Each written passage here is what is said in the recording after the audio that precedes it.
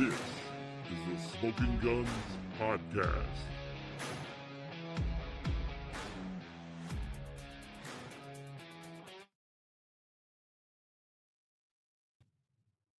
And hello, Smoking Guns Posse. What is up? This is Leo Yamas with the Smoking Guns Podcast. Down a couple, at least for a few minutes. But we have an addition once again on the show, friend of the show, and you're like family now, We're not down. Ralph. We're not down bad. We may be down. We're not one, down bad. We're down just one. Yeah. So Oh, another episode, another week.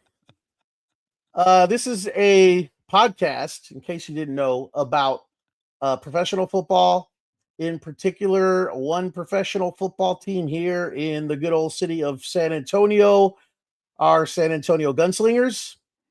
Another week, another crazy weekend, and unfortunately, Ralph, another Gunslingers mark in the no bueno column, in the loss column, on the road against a tough team. did we really expect? I don't know. I would have liked one of two. I would have liked one of two, Ralph. I understand. On the road against two of the best teams in the IFL, back to back, and almost carbon copies of each other, also, which was quite unfortunate. The games were very similar as well. Unfortunately, I think we got a few minutes better. Yeah, we really did. Few minutes better. We were better.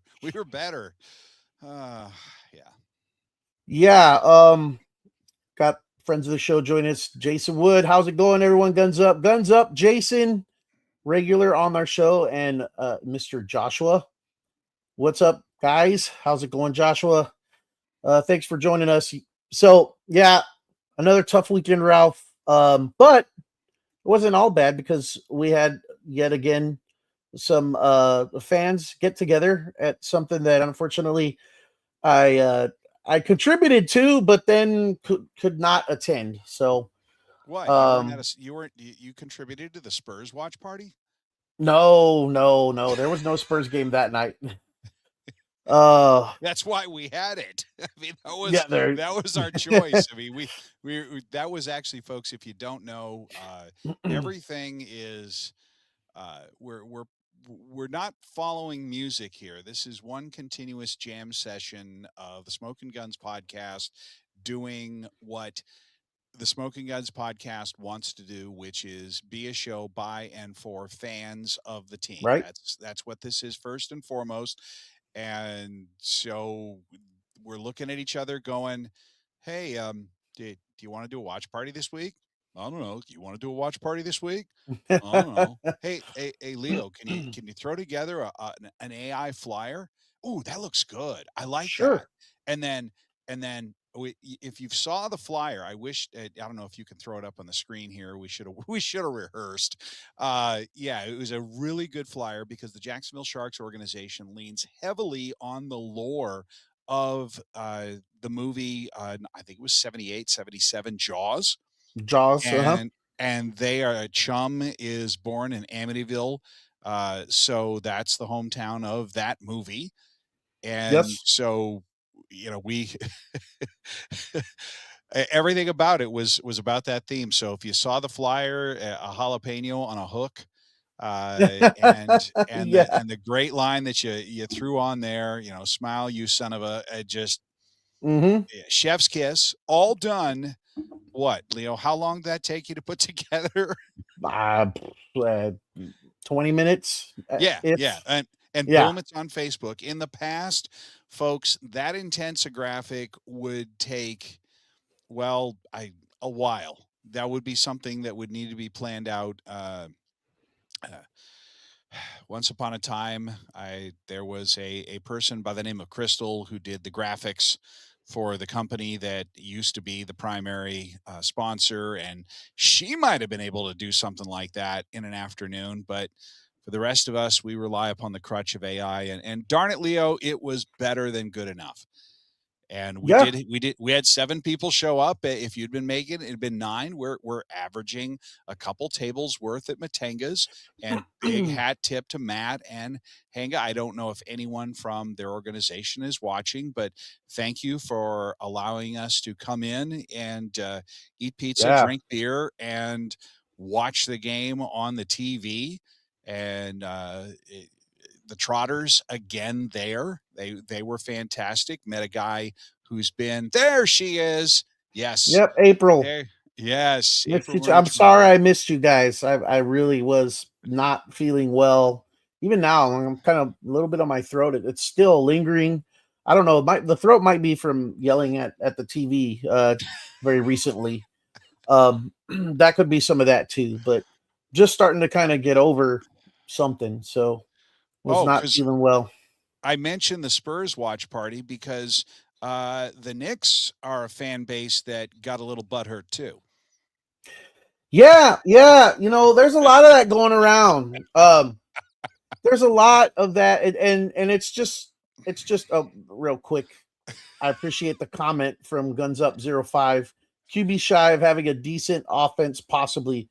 Great point, and something we will talk about once Philip joins us. I am certain. Philip will be joining us, hopefully within the next by the first half hour, so around 7:30 ish is when he had a meeting for work. And if he doesn't, Ralph and I will just go with it. Do we need him? Yeah. Do we need him?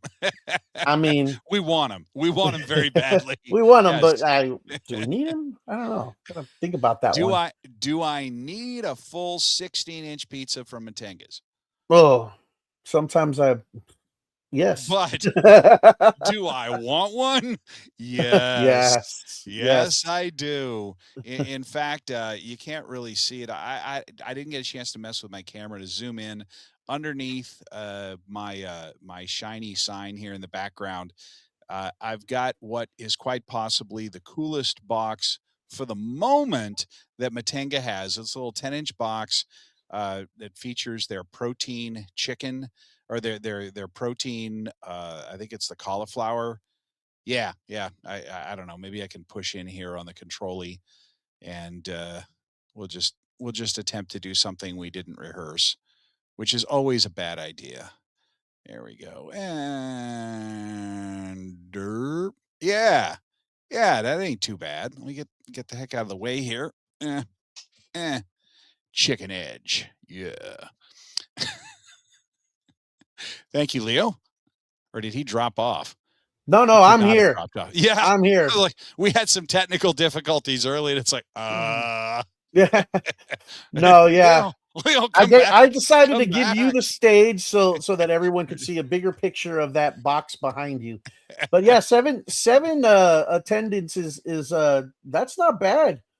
Especially for a weekend with a lot going on and sports going on around San Antonio. So you asked me a question a little while ago, Ralph. You asked me the question of whether or not we needed Philip. And I told you I needed some time to think about it. I haven't made up my mind yet, honestly. I really haven't. So we'll think about it a few more minutes. I don't know. It looks like someone's backstage, but I don't know if I should bring him on yet because I need to answer that question. It's a credit to Philip Higginbotham that he has trained us all to be able that anybody could run the show. Hi, Quentin Humphrey Sr. Man. What's up with the beard? We got 2 beards. All right. We've made him. We left him in suspense enough. Yeah, I know exactly. I could see Philip backstage. I said we got 2 beards, and he's like, "Hey, there's another beard right here. There, if you want to have 3 beards, all you got to do is click the little button right there. 1 beardy weirdy, 2 beardy weirdy, and 3 beardy weirdies." No G with a Z, P-O-D. Did we already do all that? No. You know, this is the longest intro in the history of the Smoking Guns podcast show because I promised we'd tap dance until Philip got on. And oh, well, tap dance away. Show. I can just sit here and watch you guys tap dance. Oh, you know what? It's great. Ralph was just talking about, having the support of 7 fans at the watch party, and people being in the spirit together and kind with one another, even though very obviously things were not on the TV screen. You mentioned Ralph. I don't think that was a party as far as what was happening on that TV screen. But it was awesome. But still, yes. Dave, he's an engineer, and he's drawing up plans on CAD for a nuke plant, and we're having good conversations. And April Marie Trotter and her husband are there. And April Marie is a hardcore football fan. She is into the psychological warfare, sitting right next to the other bench, giving them grief, and they don't know her name. So all they can do is yell at her and call her, ma'am, stop doing that, ma'am. Ma'am, you're annoying our players. Ma'am. I mean, I don't know if the organization has a ninth ma'am shirt. I don't know. The ninth man. Jordan is listening, but that for all of our fans, it'd be the female fans. Yes, the ninth ma'am shirt in honor of April Marie. There's another. I like it. The many suggestions that I've made, none of which have actually come to fruition because, let's face it, not all of my ideas are good ideas. Good enough. They're not good enough. That's funny. So speaking of good ideas, I'm sorry. Go continue, Ralph. I thought you were done. Go right ahead. I talked to Philip. Philip, we texted. Or no, I didn't text you. I never got around to texting you that the opening part of the show, we were going to save the game for you, but talking about Jacksonville's reaction, and I would go so far as to call it an overreaction. Yeah, for sure. I mean, okay, so the big thing I'm hearing is, well, nobody respects Jacksonville, nobody does that, blah, blah, blah, blah. We're used to all this negative talk. It's like, dude, you've won 4 championships, 4 in 3 different leagues.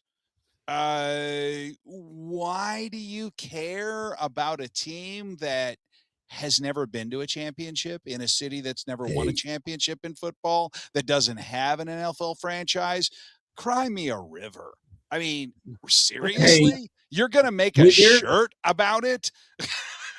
When you're not in the top 5 list of cities in your own state, it hurts. I guess it really just bothers you. I guess it hurts when you're like, people don't even like Jacksonville in Florida. That's all we got. That's all we got is we're the 3rd city in Texas, or number 2, depending on who you ask, and we're the best city to live in. But that's DFW counts as one thing. You can't convince me that's 2 separate cities. That's Metroplex is one thing. The Houston Fort Worth people would definitely disagree. They're wrong. I grew up there. I know what it's all about. They're wrong. I guess it's when it's convenient, they're DFW, and when they're wanting to feel a little more parochial, that's when they insist on being Fort Worth. Yeah. Look, let's talk a little bit about this overreaction, because I heard about it all the way leading up to the game and certainly after the game of, that's a generic defense. This is because if you don't know, if you're new to the show, if you're just jumping on and you have no idea what we're talking about. Last week on the show, I wasn't here, but Ralph and Leo took you through with RC and Coach Bane jumped on, and Coach Bane at one point apparently said something about their defense being rather generic, and that apparently upset people in the know in Jacksonville, and they got very upset that they were called generic. Their defense was called generic, and so each time something happened during the game where Jacksonville, their defense wound up with the ball in the end zone, which happened a couple of times, I saw a lot of chatter about, is that a generic defense? Look, here, Jacksonville, the Sharks fans, get real close. Get your earbuds turned up. Yes, that's generic. You did not prove that you were an elite defense. You simply showed how you can take advantage of gifts given by a barely working offense. That's not a testament to you. And I'm not dogging on you. I'm not trying to dunk on you. I'm just saying that's not the evidence that was presented. You can't look at that game and go, looks like we're not generic. That doesn't prove that. That proves that we were really bad that night. That doesn't prove that you were really good.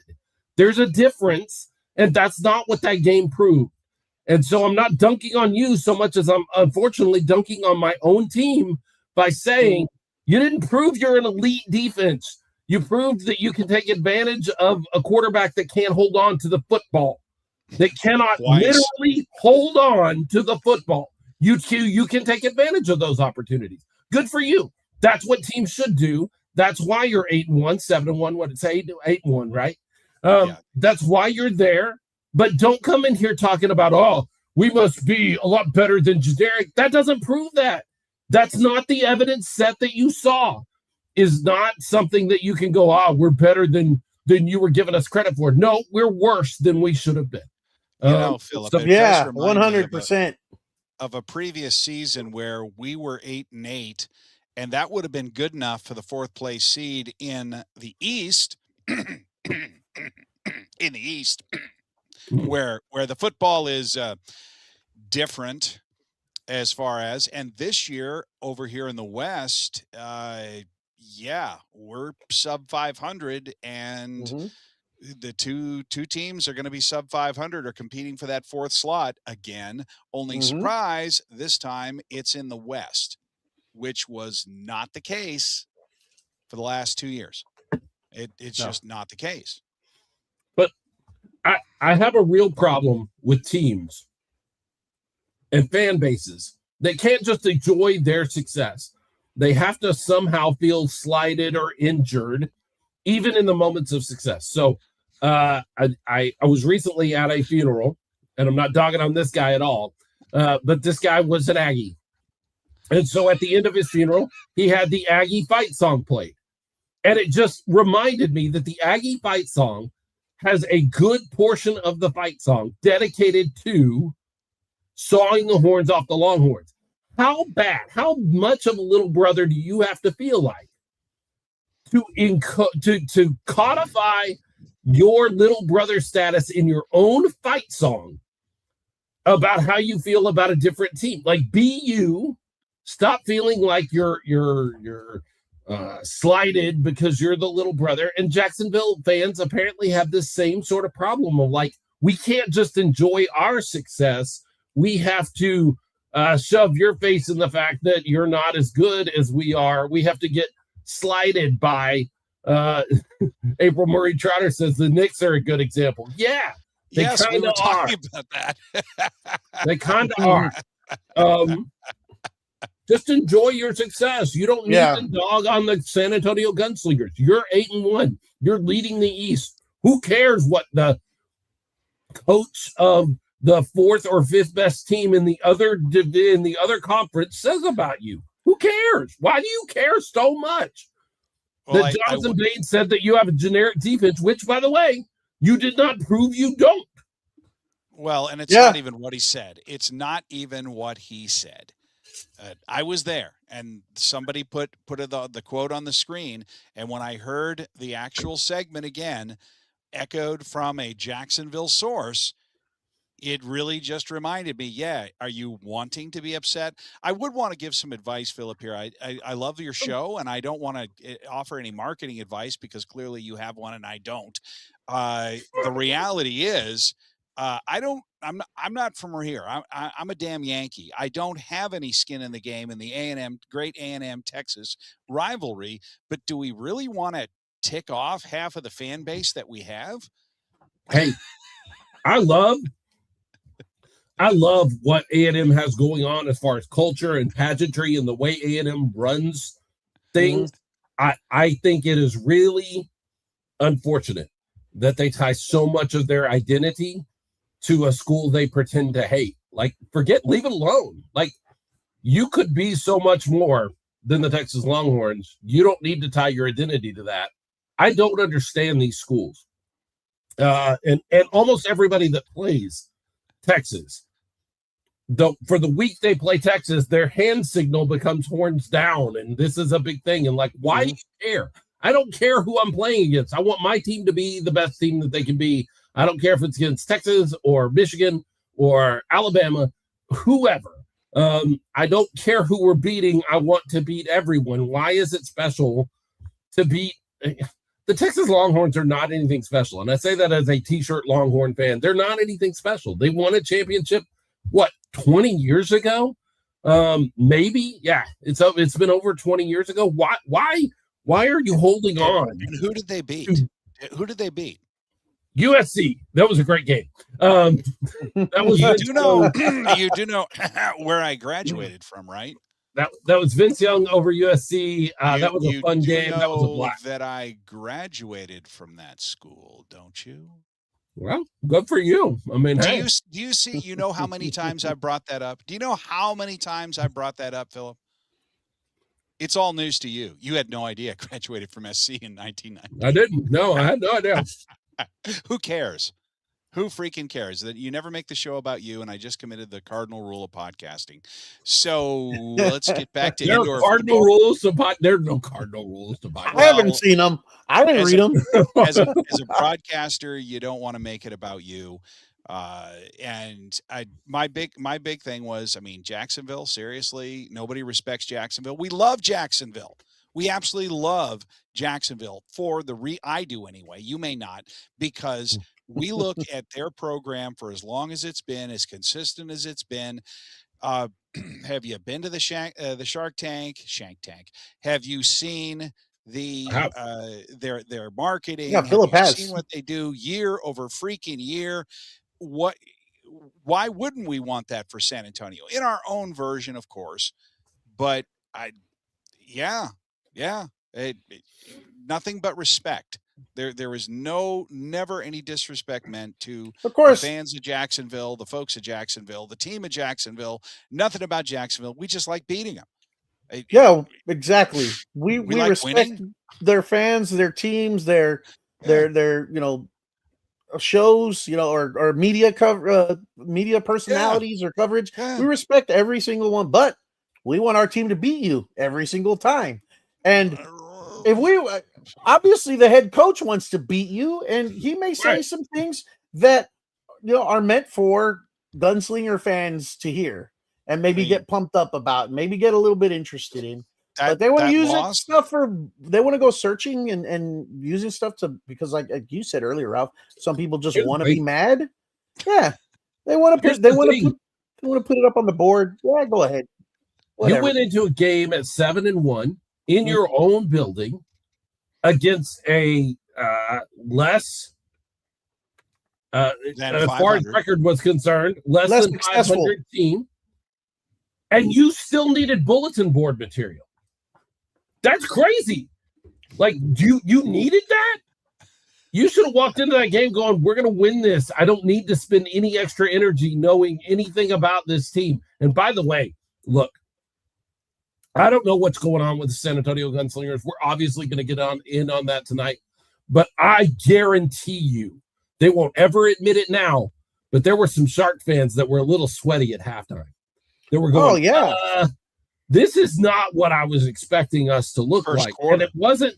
Yeah, first quarter. The whole first half. Like, you walk out of the first half and it's as close a game as it is, and you're going, this is not really what I expected. If you're a Sharks fan, you were sweating. You'll never admit it now. No, I knew we had it. I knew we were good. I don't understand a Gunslinger team that walks into the locker room at halftime and says, you know what? All told in that half, we had two really terrible plays, two really disastrous plays back to back that really caused problems for us. We need to go out and decide if we're going to play like we played all of the first half, or those two plays where everything went disastrous, and you decided you landed on let's play like those two plays. I don't understand a football team that made it seemed like a switch flipped, and they made a decision to play the game in a very unorthodox manner. I don't understand it. I don't see what we're doing. In the second week in a row, I know I wasn't here last week to talk about the Green Bay disaster, but it was nearly a carbon copy of Green Bay. Neither one of those teams. Very similar. Neither one of those games were on the team that beat us. The result was not on the teams that beat us on either of those games. They were on us. Like, we they may have still won the game. I'm not saying they couldn't have beat us.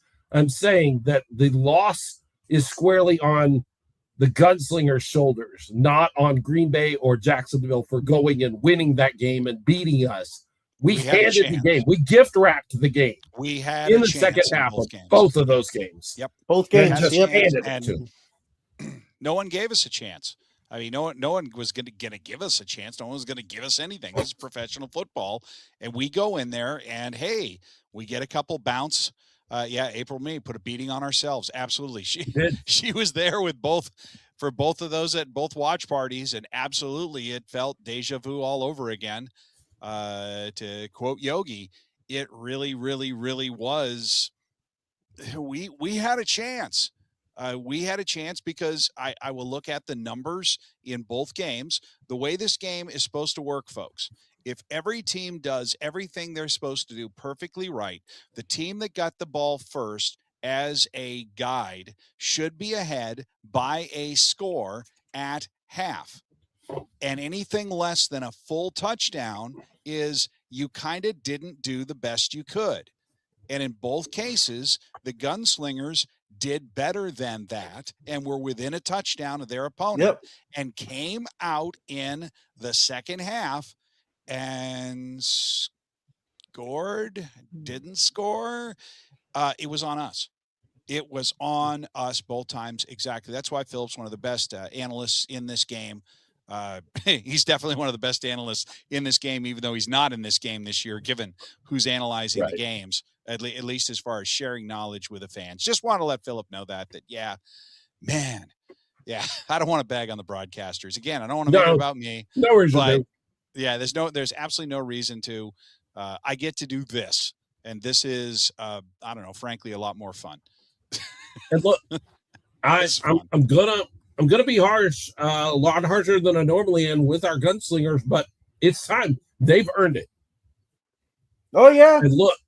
And look, I understand that our boy, and I still love him to death. Joaquin Collazo is injured. He's still dealing with a cracked rib. Yeah, he should have been you should never have been on the field if he. That is what it is. But a cracked rib that happened. I've had one 3 weeks ago. I understand it's painful. I get all of that. But the ball was slipping out of his hand before a cracked rib. The ball is still slipping out of his hand. Slipping out now. And I do not understand. And maybe Joaquin will reach out to me or Coach Bane will reach out to me and go, hey, you don't know the full story. Maybe that's true. We don't. Maybe we don't. But the broadcast made a point of mentioning after his second fumble that Joaquin Collazo came out with a glove. Now, we know he's used gloves earlier in the season and had better success holding on to the ball with a glove. So my question is, why did you ever take the field without a glove? Did we lose 2 possessions because you decided you didn't need the equipment that helps? Why? Why did this happen? Why are we making these decisions? We are beating ourselves. We're not getting beat by Green Bay. We're not getting beat by Jacksonville. We're not getting beat by Tulsa. We're beating ourselves. This is execution. It's execution when Fred's in there and he's throwing interceptions. One of them I'll give him a pass on. I think the interception that he threw for a pick 6 in the first half, I really think he threw to an empty spot and a great play was made by the defense to get their hands on the ball. I really think he was scrambling for his life, saw an empty part of the field, tossed the ball there to try to get it out of his hand like he learned a couple of weeks ago when Jonathan Bane gave him a hard time for not getting rid of the ball. I think he did that, and I think a defender was close enough to lay out for that ball, get his hands on it, and intercept the ball, and then stand up and run, and just got there.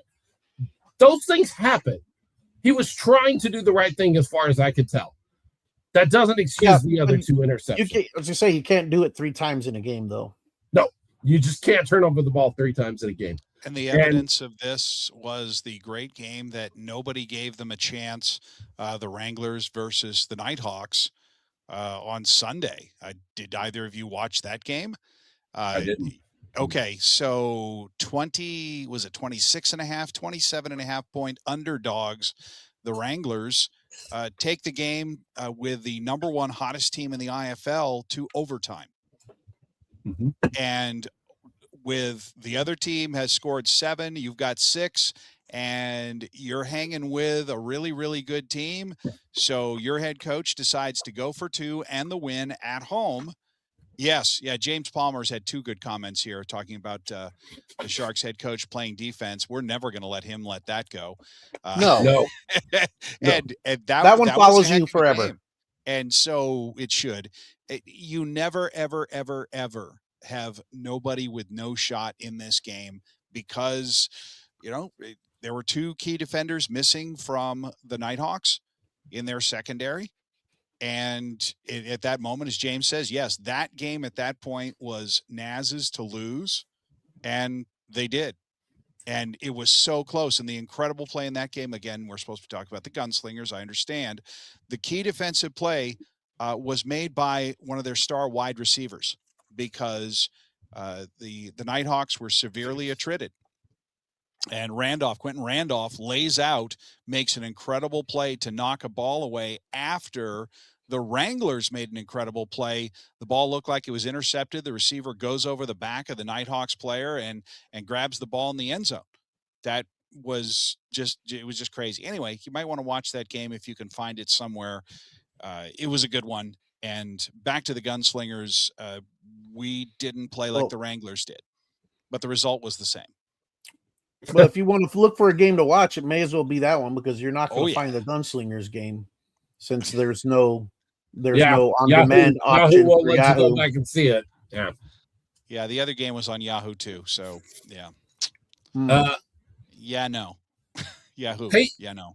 Fred Payton was 18 for 26, 146 yards, had a touchdown. All of that sounds good. But 3 interceptions, gets the hook, and then Joaquin comes in, and maybe you're hoping for a spark. I don't know. I am a little lost at this point what we're doing at quarterback. I don't know that we know what we're doing at quarterback. Look, I'm a Joaquin Collazo fan. Everybody knows that. I respect the guy. I think he's a lot better than he's shown us this year because we saw it last year. Yeah. What the difference is between last year and this year, who knows? But there's something that's different, and obviously he's struggling with it. But on top of that, we know he's struggling with an injury. Right. I don't, even with the 3 interceptions, unless you're planning to make more than maybe just this game move, then you just got to roll with your guy, in my opinion. And as far as I know, Fred didn't come out of the game because of injury, but I mean, we're not there. We can't go to the tape. We don't know, right? We don't know. So, yeah, I just wondered why put Joaquin in that situation. He could only fail. Fred was only pulled after the 3rd interception. I don't think that doesn't lead me to believe that we pulled the quarterback because of an injury or because of anything. It was a matter of we need something different. We need to do something different. But it just goes back to, look, we started the season this way where we weren't really sure what we were doing at quarterback. And I got to tell you, whatever 9 games into the season or whatever we are at this point, it still feels like we don't really know what we're doing at quarterback. Yeah. We're not sure if it's Joaquin or if it's Fred. And you know what? I'll go as far as to say that is setting both guys up for failure to me.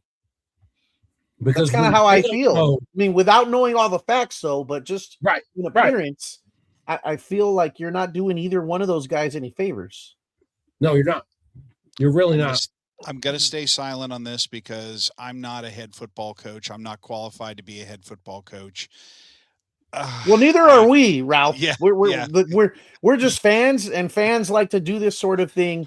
But you're more than a fan; you're a professional. So, which is why you know better than to engage in the types of conversation that Philip and I like to engage in regularly. But here I am.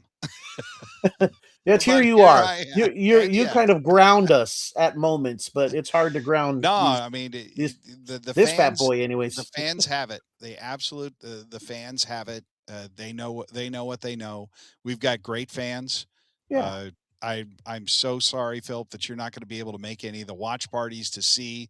No. It's a lot of fun, and I keep mentioning Matangas and AJ and the rest of the crew there, how much fun they make it and how good they make it. I can't tell you how many times they came by and said, "Do you need anything else? Is everything okay?" I wanted to tell them there's something wrong with the screen. We're not getting the game we wanted, but that's I can't blame them for that. No, Uh, no, you can't. Arg. I still tip well. We still tip well. The good news, and there is good news. The good news is we're coming home. Yep. The good news is we're playing New Mexico. Yep. Look, San Antonio is the Gunslingers are not in the upper tier of the league. No. They are also not in the lower tier of the league, and New Mexico Not is. Now, anymore. that doesn't mean New Mexico can't come out and beat you. They absolutely can.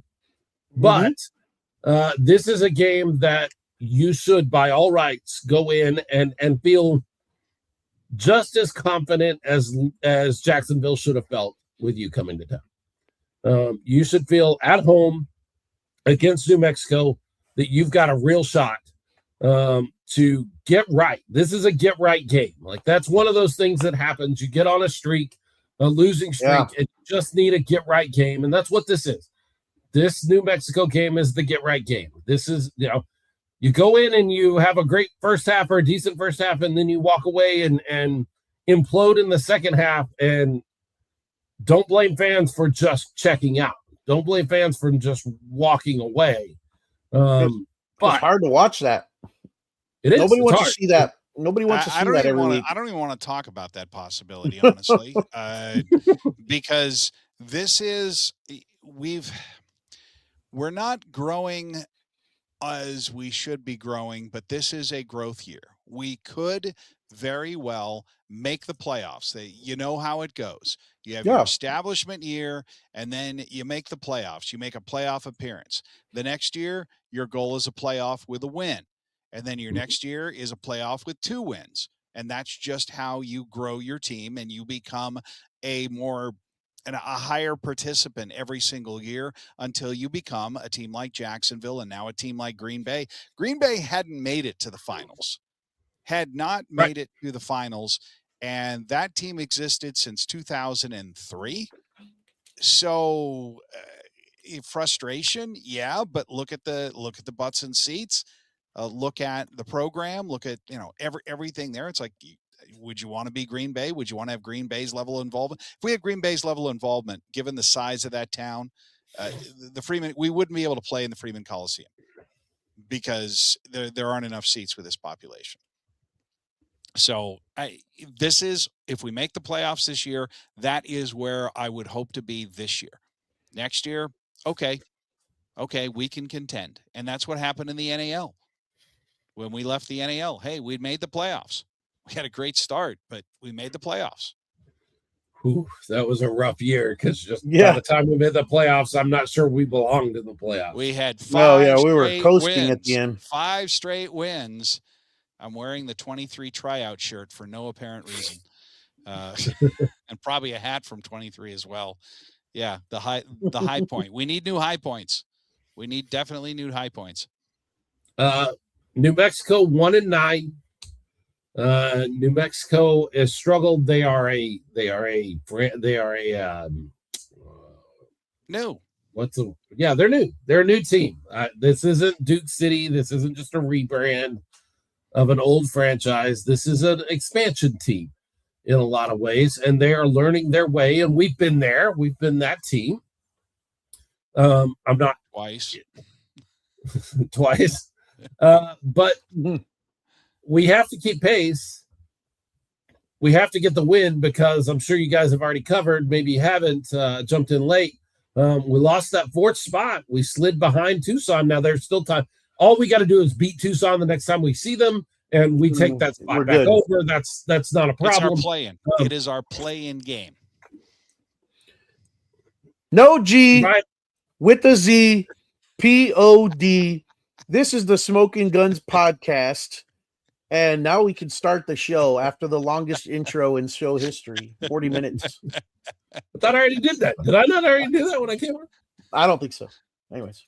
Yeah. Leo did.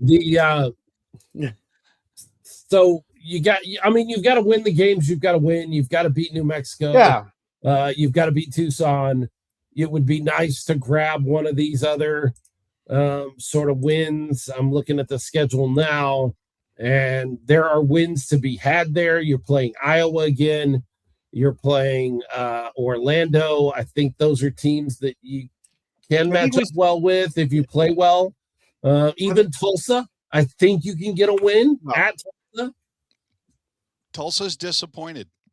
Tulsa, I mean, I honestly had them as a So sleeper. are we. I had Edwards as the MVP of the league. Yeah. I mean, I think going to Vegas, not that any given day any team can beat any other team, but you're going into Vegas on the 27th. That's going to be a tough win. Like, that's going to be a tough win to win. But here's what I like about that, Philip. They won't need the win. They're looking to playoffs. Could we possibly benefit from that? Because that happens.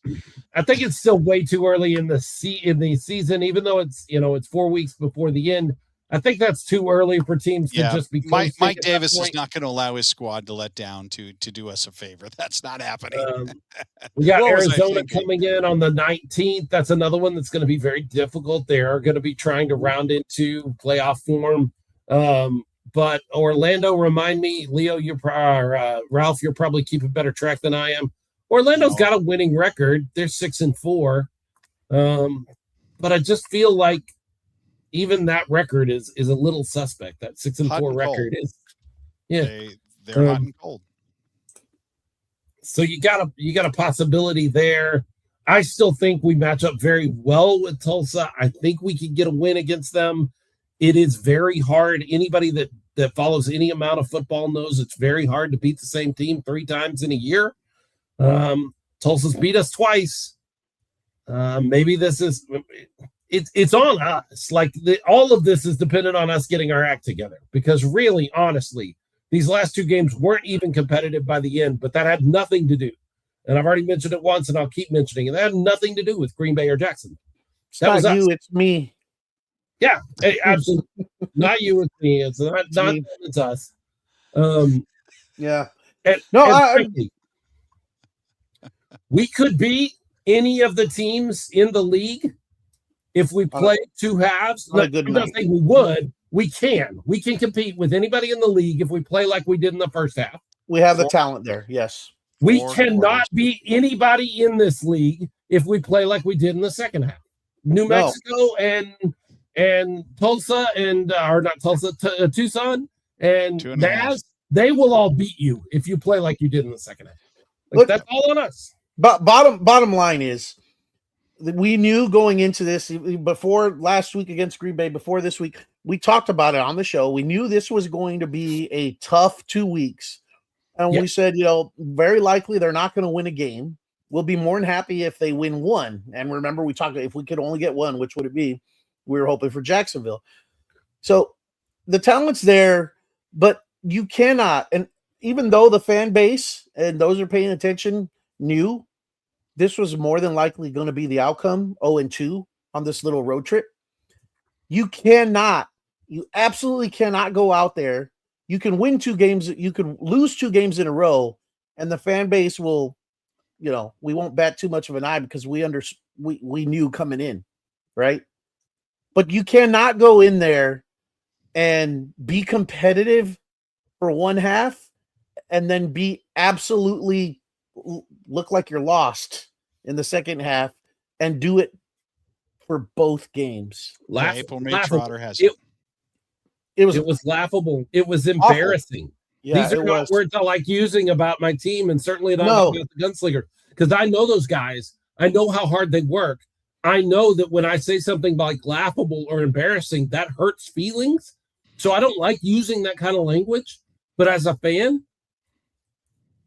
I don't have other words. It was laughable. It was embarrassing. It's one thing to go out and compete and get beat. That's fine. That's going to happen. Sometimes another team is just better than you. That's going to happen, and I'm okay with that. I don't like it. You're never going to get me to like those losses, but I don't want to be embarrassed. I don't want to. I genuinely thought about turning off and knowing, Leo, that it was a game on Yahoo Sports that I could not go back and watch any part of is the only reason I finished that game.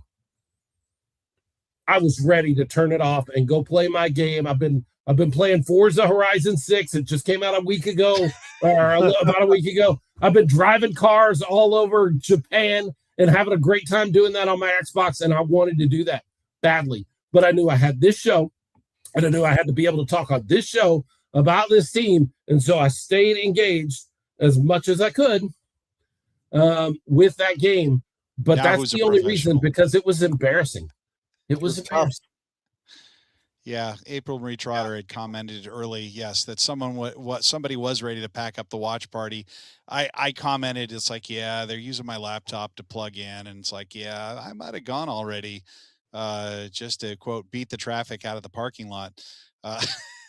It was hard to do. It was hard to do, but I didn't turn it off until the clock hit 0 because apparently we missed something though. I wasn't there and we weren't watching, but apparently there was a bit of a kerfluffle at the very end, which really hurts my heart, because I know that Don Rackler does not want to go that way. Don Rackler wants to win, but Don Rackler wants to win and win the right way and lose. If you're gonna lose, you're gonna lose.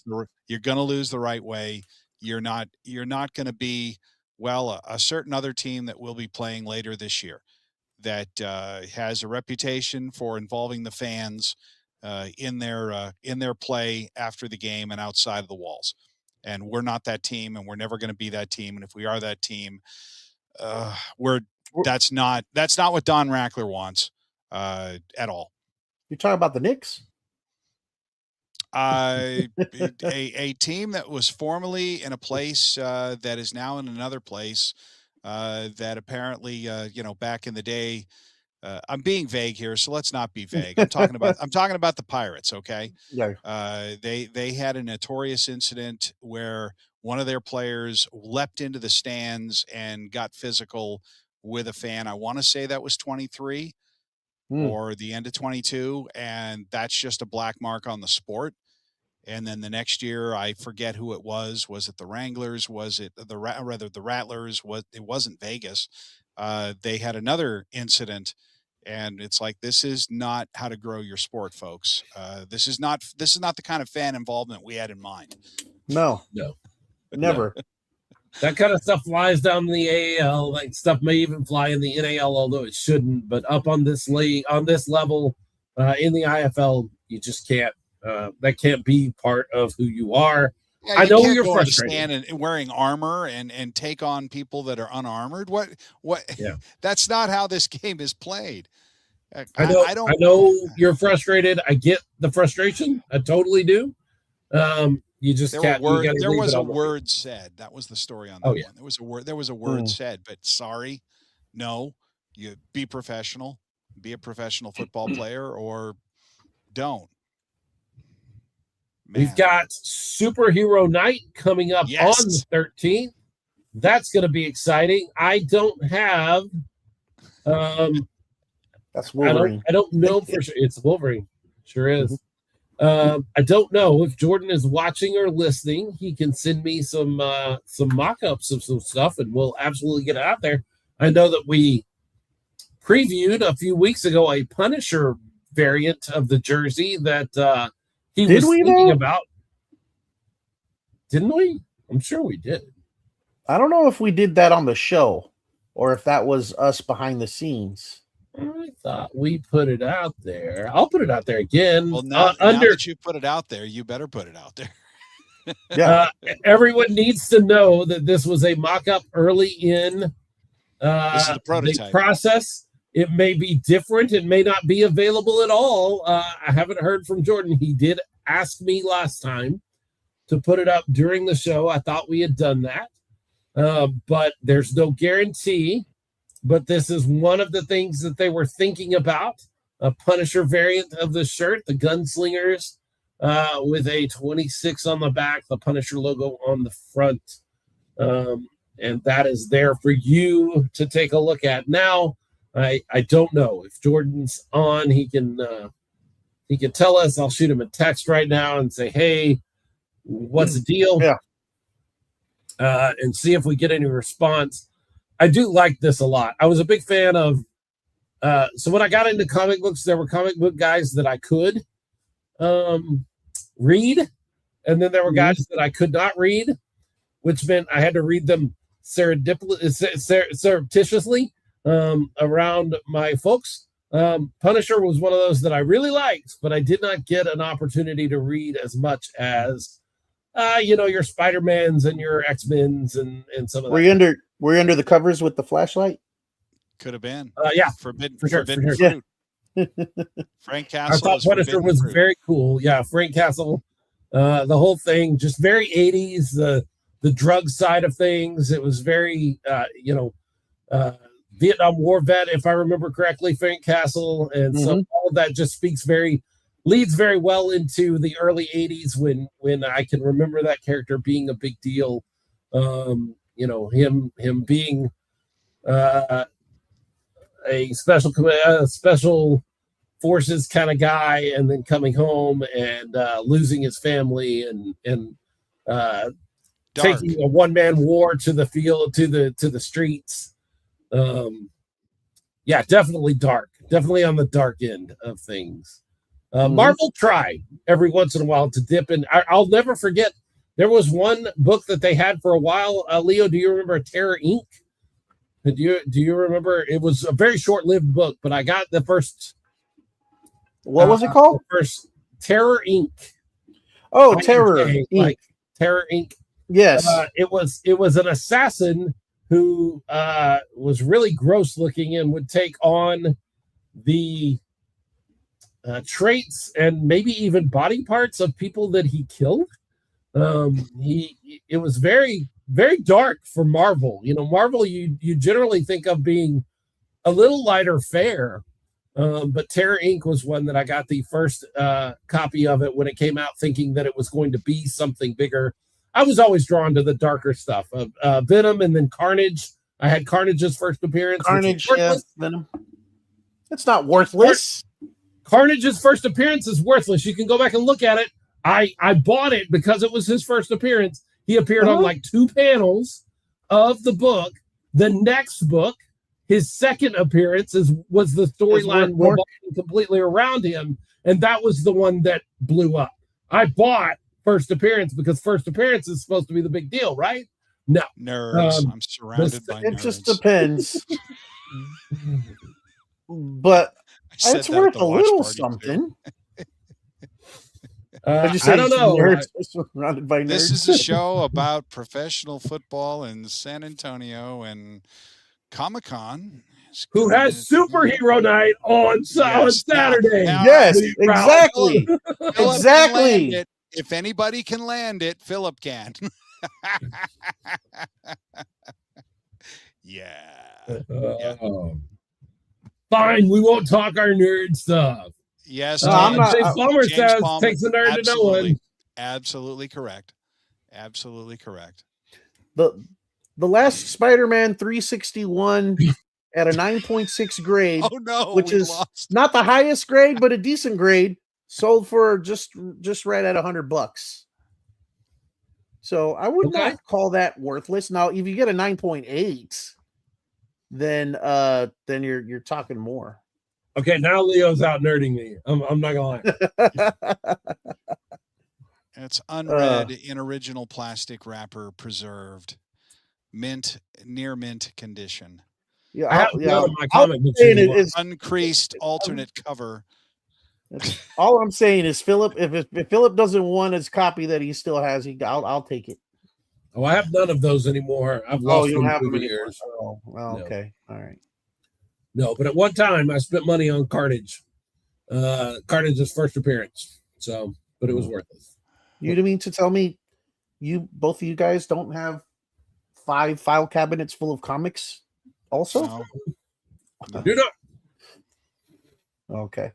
no, it's unfortunate. I mean, I've had a hard time accumulating or collecting things.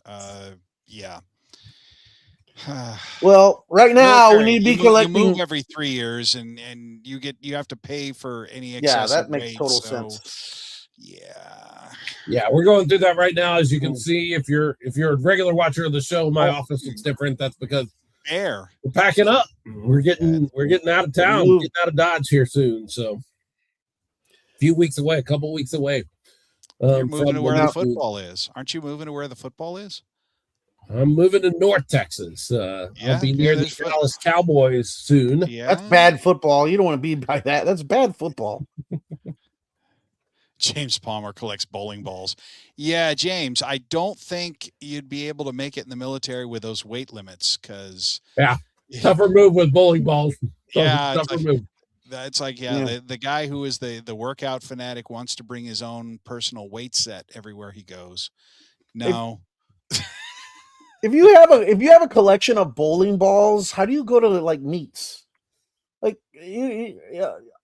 you carry 2 bowling balls, maybe 3 at the most. I mean, how are you going to carry your collection to go this to a is meet a so show you can? about professional football in San Antonio. Yeah, that needs to start collecting dubs. We need to start Yes. collecting W's, and we're not. We need to complete the set to come in and be the 4th place seed this year. That's what we really need, and we don't need a generic excuse. We don't need anything generic from here on in. I'm pretty sure the boys are gonna do their level best, and the Chupacabras coming in, maybe they'll make the same mistake the Duke City Gladiators did, is taking a bus all the way from New Mexico, which those that have traveled know how terrible that is, to drive all the way and come in like the morning of the game or something like that and play. It's difficult. It's very, very difficult. Superhero night it's definitely an is advantage. always a great night for the kids. I know April's going to put together a fantastic show because she always does. Yes. And I know it's going to be a lot of fun. And if the team gets a win on the field, yeah, we're right back in this. I mean, have your goal. Our goal this year should be to secure a 4th playoff spot and get to go to Arizona, Vegas one more time. And what happens. Once you make the playoffs, playoffs are strange. I mean, Philip, you remember when we were looking at this league that there's the 4th seed has made it to the second round. Was it 2 years in a row or something like that in either the East or the West? So what was the year, Ralph, that the Frisco Fighters just ran through? I mean, I think they were 13-1 or something going into the playoffs and lost in the first round. Yep. That was, I believe, 23 because we were paying very close attention in 23. Went back and watched all the games, and and like what's happening here? It happens. It happens, and you give yourself a chance. But you got to make the playoffs first. Well, they got to win this game first. They got to win at home, Correct, against New Mexico, which they should be able to do. Like, we got to execute better than we've been executing, obviously, but you don't have to, let's face it, execute at the level that you would have to execute to beat Green Bay at home and Jacksonville at home, that you need to execute to still get a win at home against the New Mexico Chupacabras. Like Philip said earlier, this is a get better game. They just better get better. There is no other choice, right? Right. There is no other choice. That season was rightly Ralph. It was 2023. They went 13-1.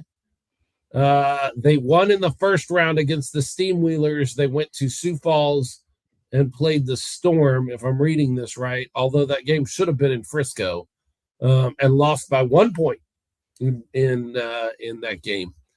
And that was all they wrote. So you never know. I mean, you just don't know. That's why what they can happen play the games. Right. Yep. Exactly.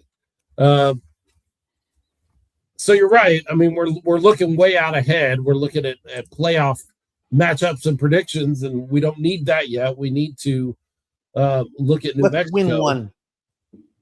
Let's win one. It's the title of the episode, folks. Generic enough, good enough. Generic enough. Let's one win, generic one enough. win, a 1-0 mentality. Let's go. Sure. Take care of business this week. And I don't think we're going to get a coach popping in here at this point. But no. But that's what I would expect. That's what they'd say. Whether it's Jonathan Bane or any of the assistants, that's exactly what they would say. And you can't. 24 hours are over. Yeah, you can't do anything about what's happened. There's no point in looking too far ahead. You just have to look at New Mexico and go, okay, we have to get right. We get right here. Well, the Gunslingers followed the Spurs. They went 0-2, and then they got another win. So, right on their way to rip off 4 in a row and win the championship. So, there's that. Yep. Speaking of that, and the Gunslingers following the Spurs, it's actually on that Saturday. It's going to be the Spurs who are following the Gunslingers, because the Gunslingers play at 4:00. Yes, and then probably somewhere within 30 minutes of the end of that game, there's going to be another game tipping off right next door. Yeah. I wonder what that's going to do for parking. I think the Gunslingers, you're getting there by the time the game starts. You're going to be fine. But, parking is what is it? It's $10. It's been a while since we had a home game. It's $10. $10. Yeah. If you park for $10 and then you happen to have tickets to the game that's going on next door, don't move. Well, if you know any Spurs fans, just walk over there. Absolutely. Invite them to go to the Gunslingers game and play gunslinger parking rates, and don't leave. Just don't leave. We need Spurs fans at the Gunslingers game. I mean, at the Gunslingers game before they watch the Spurs beat the Knicks for the 3rd game in a row. I'm pretty sure that was part of the marketing discussion that went on today in their marketing meeting. I'm sure that was a discussion how they could possibly cross promote with the Spurs for this weekend, because Gunslinger organization, smart. They're looking at ways to do it. So us just thinking about it, we're probably late to the party. Was hoping somebody would come on here and confirm or deny that, but I think they're pretty smart, and they figured that one out. Because you could save $15 on parking. Yeah, put it out there, man. Say, hey, come early. You could pay $10 and then enjoy some entertainment before pay parking, other game, and get your ticket to the Gunslinger game for less than parking. At the AT&T. That's right. I'm just saying. That's right. You could get on cheaper by parking, seeing a Gunslinger game, and walking over to the Frost Bank Center than you could. See, I should be in marketing. This is my call. I should be in marketing. Well, I'm pretty sure they thought of that. What is the cheapest ticket to a Gunslinger game? Anybody know? $15. $15. I know, because that's what I got. That's what I got. I'm a season ticket for $108 for 8 football games. Are you kidding me, folks? Yes. What a deal. I thoroughly enjoy that. Thoroughly, absolutely enjoy being a season ticket holder for the Gunslingers. Yeah. It's fun. It is fun. It's fun, and then you can go up to the saloon pregame, have some snacks, and of course you'll be sitting there and talking to some very, very familiar faces that pop up here in the chat. No, I'm pretty sure, James, it did cross the mind of the people in that meeting, because I had heard as much at some point being rattled around. I heard that somewhere, and I don't know where it came to mind, but they're smart. They're smart. They'll have figured that out. Yeah, James Palmer saying doubt it ever crossed their minds. Oh, I know it did. No, I don't know. but I strongly suspect that I they've think, thought well, if it hasn't crossed their minds yet, it has now. it just did. Just did when they heard it on the Smoking Guns podcast. Yep. What's the last thing that goes through a bug's mind when it hits your windshield? It's rear end. Yeah, exactly. I'm sure it's gone through their mind. Hey, so well, and you got to feel better about the Spurs today than you did before last night. We were dealing with a little bit of can the Spurs stay in front of the Knicks for a whole game? Like, they took leads in both of the first two games of the finals and then just kind of couldn't keep up, couldn't stay with them. It goes back, Leo. Go ahead. I was just going to say, you come out to that point about staying ahead. You come out, if you control the first quarter, but you where they got behind was in the second quarter. But I'm kind of getting ahead of myself. If you're going to go in and you can control 3 quarters and not one, the second quarter is the exact quarter that you want to maybe lose a little bit of control of the game in. Because you come out, you start strong, so you set a tone, and then they're the ones that have to waste a lot of energy to get back into it. And then maybe they take control, they take a little lead into halftime, but you've already started out okay, as long as you take control in the third quarter. And that's exactly what the Spurs did. That's exactly what the Spurs did in the game before that, except they lost control at the very end, and they couldn't do that in that situation. So, I mean, I do feel better after this game. Wemby is still a young guy. That game 2 finish, either one of those 2 plays at the end of game 2 goes differently. Either his shot or his pass into the back of Castle. Either of those go differently. And we're up 1. The Spurs are winning that game and tied at 1-1, and then they're up 1. It's unfortunate, but he's a young guy. It's unfortunate that both of those plays just went against them. Yeah, it was tough.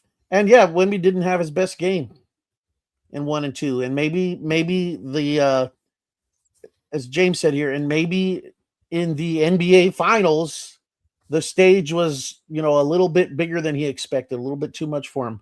But he certainly did his part in game 3. Yes. And I think he will again in game 4. So, I mean, we're hoping for the best. Of course, we're biased. I mean, you're playing a great team in the Knicks. The Knicks are a solid basketball team. The thing is, I think you beat a better team in the Western Conference Finals. I think Oklahoma City is better than New York. And you beat them, so I think you can beat New York. You gave them a 2-0 lead, but let me tell you, I know very well a 2-0 lead means nothing in the NBA Finals. Mm-hmm. In 2006, the Mavericks took a 2-0 lead over the Heat, and Mark Cuban famously started talking about the victory parade route publicly with a 2-0 lead over the Heat. The Dallas Mavericks would not win another game of that series and would lose in game 6 to the Miami Heat. And wasn't the theme of the show about locker room bulletin board material? Mm-hmm. I can't imagine that didn't have a greater effect than us saying the word generic. I imagine so. The thing I remember most about that, I listened to sports talk radio almost exclusively during that particular time of my life. And I can remember some pundit on Dallas radio, because I was living in Dallas at the time, saying that the Mavericks would definitely win this series. The only way the Miami Heat would be able to take over this series and win this series was if Shaquille O'Neal started playing like the Shaquille O'Neal of old, and Dwayne Wade somehow became Michael Jordan. And I'll be danged if both things not what happened. Not happened.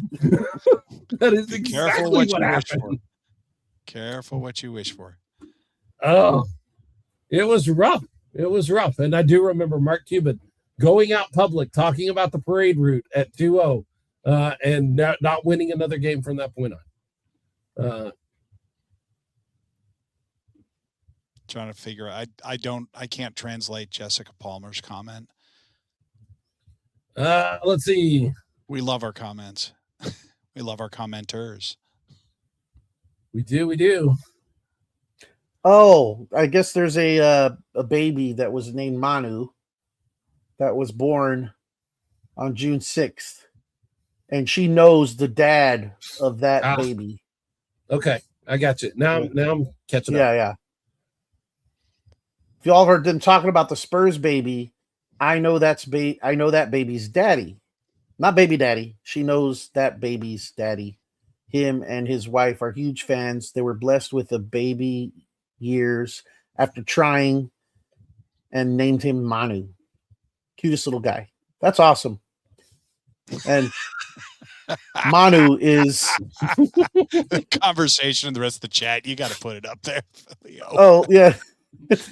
James, it's okay. I can't translate it either.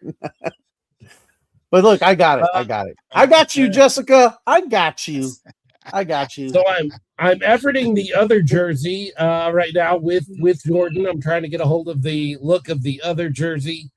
The Punisher jersey will be out. It may not be 100% like the mock-up, but it will be out. Also, nice. Like sticks and capes are the giveaway for the game, for the Gunslingers game. And according to Jordan, if folks would like a place to chill and watch the Spurs game afterward, the Outlaw Saloon will be open and available to watch part of the game or all of the game. I don't know. After part of the game, or is it all of the game? It's kind of important. You will be able to come up to the Outlaw Saloon and watch the game after our game if you would like. That's all he says. Okay. Nice. That's what I'm sharing with you. Because I'll tell you, Spurs fans won't be happy if they're watching the game and they get kicked out like in the middle of the third quarter. No kidding. That's also, why I'm saying that. Like, that's an important fact. Yeah. He says, also, I would note getting to the game early is recommended due to the Spurs game and the Space Con going on at the same time in that same area. So lots of stuff going on around the Frostbank Center.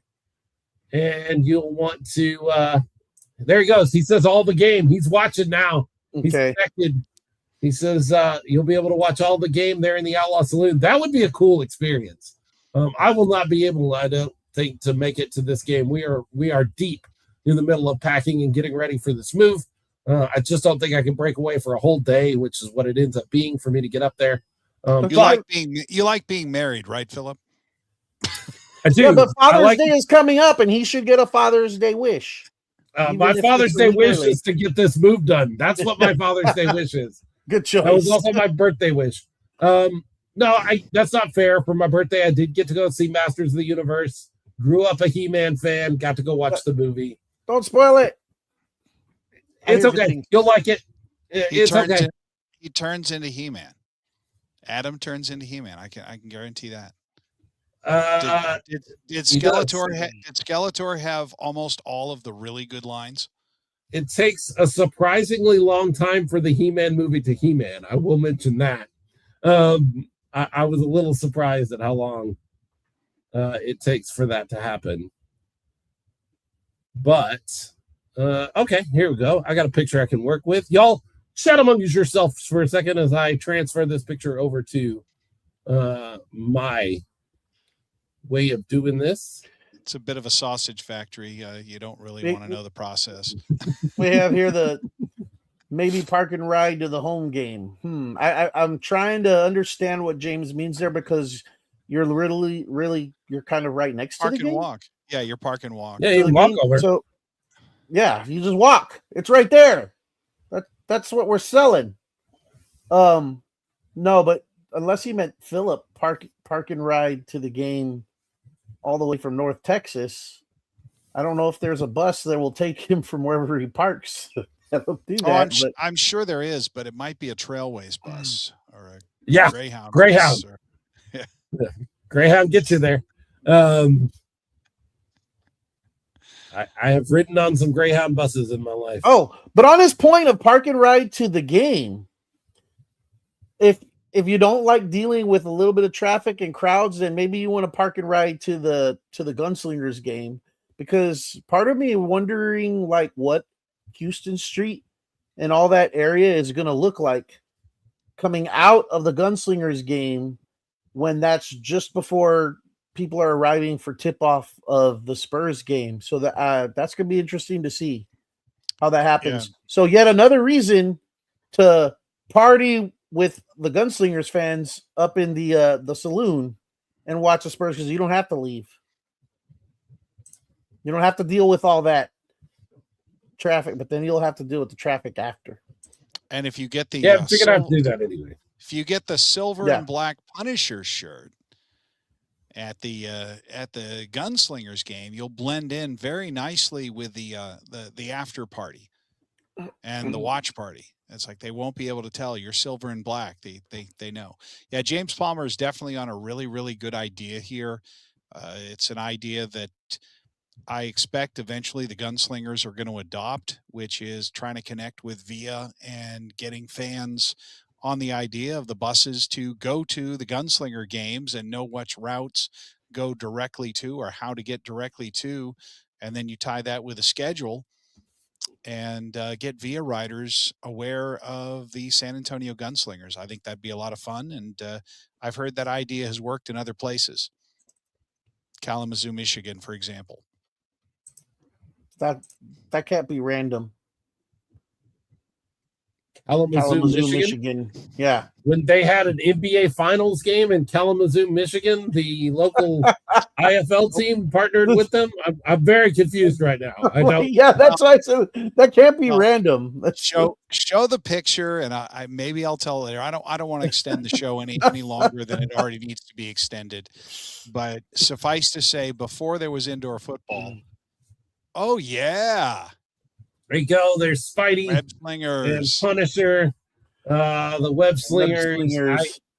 I don't have that jersey yet. I might need to get a hold of that jersey. My grandson is a huge Spidey guy. He loves Spidey.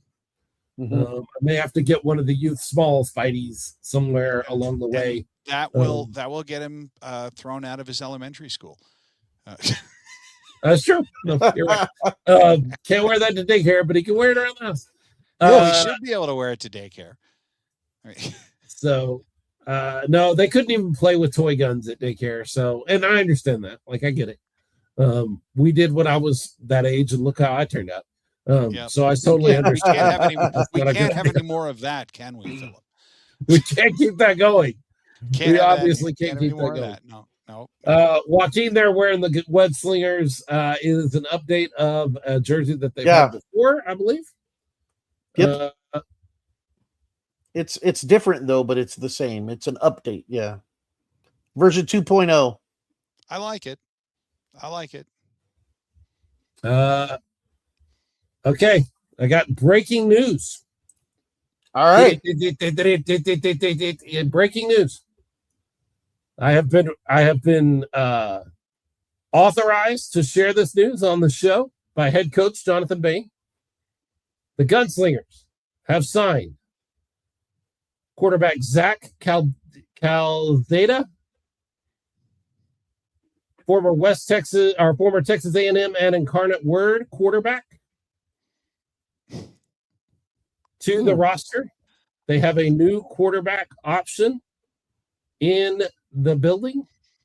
He said, I figured it might be good info to share with our fans with our horrendous play at quarterback lately. And he said, don't mind you mentioning it on the podcast. So the Gunslingers are aware that there's a problem at quarterback and have now taken some steps to at least see what other options might be. Now, look, am I telling you that Zach Calzada, that's how I'm going to say it, Zach Calzada is going to come in and he's going to start this week? I don't know that. Am I telling you that he's going to come in and be 2 times the quarterback that these two guys that just that have been holding down things for us have been. I can't say that. I don't know any of those things. I know that the Gunslingers have looked at what they have and said, we would like to see what other options might exist. And if you're a fan, that should give you some amount of hope, because you're not crazy. You're not losing your mind. You're not you're not, what did we used to say, Ralph? You're not peeing into the wind, right? We're doing something. We're doing something. I don't know that it'll be successful. I don't know how good it'll be, but we're doing something. I'm giving Leo a minute because I can see Leo's face lighting up with the screen as he looks up Zach Calzada and see what maybe we're working with. He's been an Aggie. He's been an Incarnate Word. If he is a recent Incarnate Word guy, he might have run across the Banes at some point. There's probably a connection there. I know Jonathan Bane's brother is an offensive coordinator over there. James Palmer says the attempt of doing something is better than nothing. April says we currently have 3 quarterbacks on our roster. I did not say that, April. I don't know that that's true. Even if it is true, I doubt we will carry 3 on a game day. We will probably carry 2. Even if we carry 3 on the roster, 1 will be a healthy scratch or a scratch. Because Collazo may be a scratch just dealing with that cracked rib. There could be an IR. Certainly see him on IR. Yeah. Yep. I'm trying to get to the transaction page on the goifl.com, but a lot of times those are even not updated. We don't know how breaking this news is. So until Thursday, you won't see it until Thursday. Okay. Yeah. Yeah, that's the first, because the transactions come out Thursday, Friday, Saturday. And this is truly breaking news, because this is news to the rest of the league. Nobody knows unless you're watching this show, which is why doesn't matter what team you're a fan of, you definitely want to watch the Smoking Guns podcast. Zach Calzada, 6'4", 230. Ooh. Right? Yeah. 230. Size. Yeah. 6'4". I think a guy like that has the physicality to tuck and run. Wonder what his 40 speed is. Yeah. That's a good question.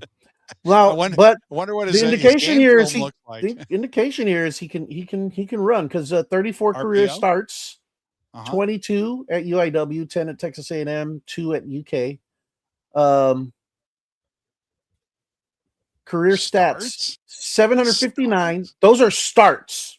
That's a lot of. That's a lot of Division I starts right there. Okay. 759 of 1221 completions. So well above, close to 2/3, and that's saying something in D1. That's above 50%, way above. Yep. 8,945 passing yards with 73 touchdowns and 30 interceptions, but 73 is a good number. Yeah. In 34 starts. And he also had 193 rushes for 404 yards and 12 scores. And he just graduated last year. This is class of 2025 when he graduated. Yeah, he played at Kentucky last year. Incarnate Word 2 years before that. He was on the team at Auburn, but did not play in 22. In 2021, some of you may remember the Texas A&M Aggies having an upset over the then top-ranked Alabama Crimson Tide. The starting quarterback for the Aggies was one Zach Calzada. He went 21 of 31, 285 yards, 3 touchdowns, and 1 interception in a 41-38 victory over top-ranked Alabama. So, April Marie, we're gonna know his name. That's something. That's not nothing to go. Yes, against what some people at that time. You're talking 2021 Alabama. You're talking about a professional football team at that point. Like they are as good as the Cleveland Browns in that particular era. And to go in, Best team money could buy. lead the yes, exactly, and lead the team to lead A&M to a victory over top rank. I don't remember where that game was. I can find out. April Marie Trotter's comment, the last one. I guess we'll give him a try. Zach Calzada. Try that. Sure. Sure. Yeah. Hey, What I find you more can say interesting what we about want. it, though, here's What's what I that? find interesting about that story. Zach Calzada was not the starting quarterback for the Aggies that year. Haynes King was the starting quarterback. He was injured, and so Zach had to step in and be the quarterback for this game against the top-ranked school of the decade. And that's Nick Saban. That's all of the things that you know about Alabama football that year, and is able to go in against Alabama, whether that's at home at Kyle Field or whether that was in Alabama in Tuscaloosa. I don't know. It doesn't really matter. It would be even more impressive if it's in Tuscaloosa to me. But I kind of think I remember that because obviously during that particular weekend, this was popping up and everyone's, upset alert, blowing up in everything. So I'm almost thinking it was Kyle Field. I'm not sure. It's a 50-50. I could look brilliant or look what I really am, which is stupid, and be wrong. Was it Kyle Field? It was Yes. Kyle Field. I knew it all along. I had it the whole time. October 9th, 2021, Kyle Field, and A&M holding on to. I felt to good for them. Yeah, good for them. Zach Calzada, 21 of 31, 3 touchdowns, 1 interception. It's on ESPN. I'm looking at the numbers right now. That's all correct. To answer your question, Ralph, about his 40 time, 4.67, which was in the 80th percentile for quarterbacks in 2025 when he was okay, and for that's the draft. Why. Yeah, and that's why. That's why right there. I will tell you right there that and the fashion has gone so far away from a running quarterback or a quarterback that you expect to ever take a hit. That's just not something. But my goodness, I look at those numbers, the measurables that you gave me, and I'm going, ooh, for indoor, this guy's a beast. This guy's an absolute flipping beast. On paper, he's got a lot of learning to do, but my goodness, who in the world is going to be his mentor as a quarterback? Jonathan Bane.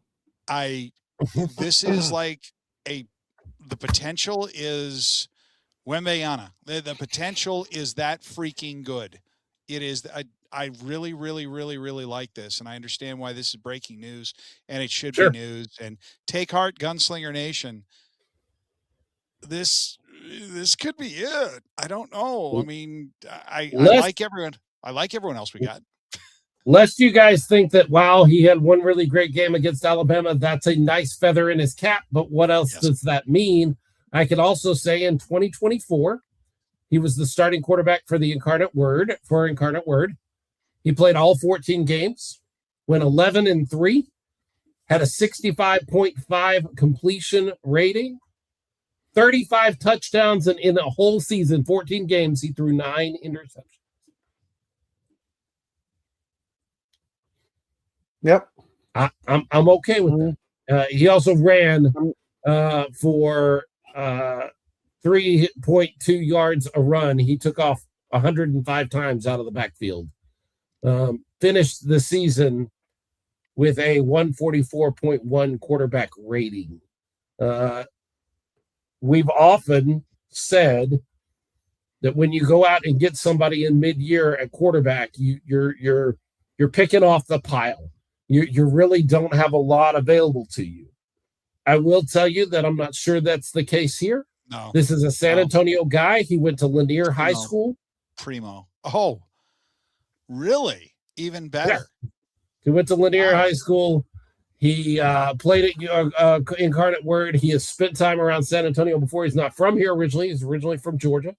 But this is a guy that might not have wanted to be playing quarterback, and we were able to reach out and say, hey, would you give this a shot? Other teams might have called this guy, and he says, no, I'm not interested in going anywhere else. But he hears San Antonio, and he says, okay, San Antonio, I'd be willing.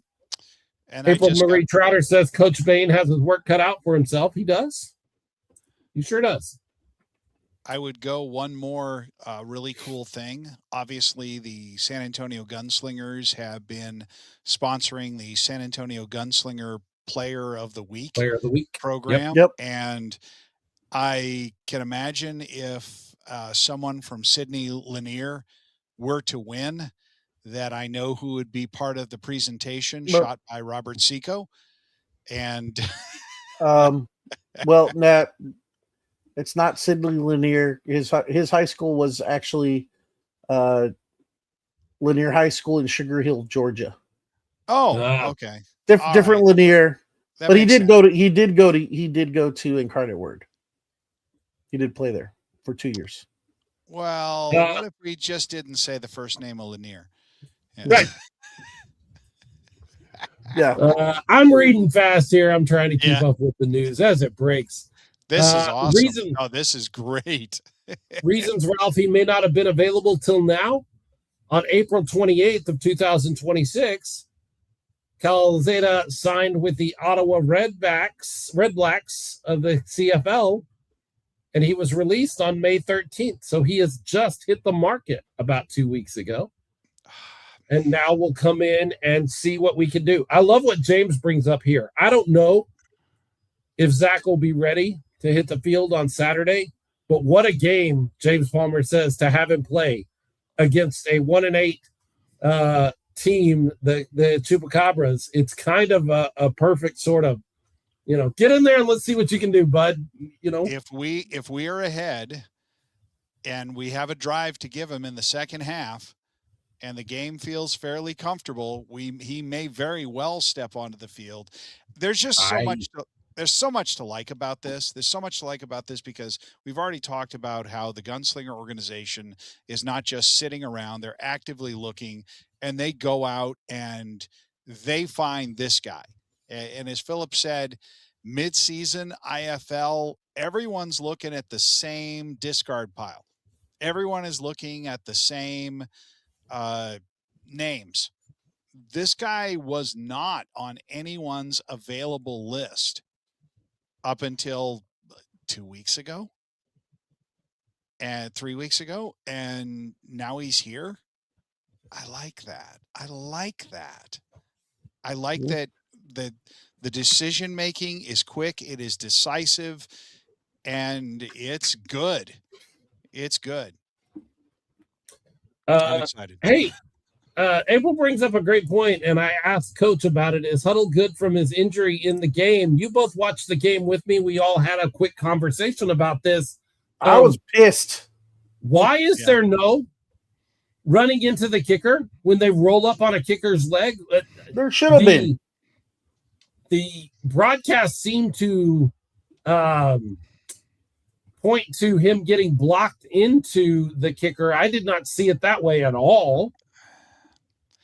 Could have been. The replays that we saw were inconclusive,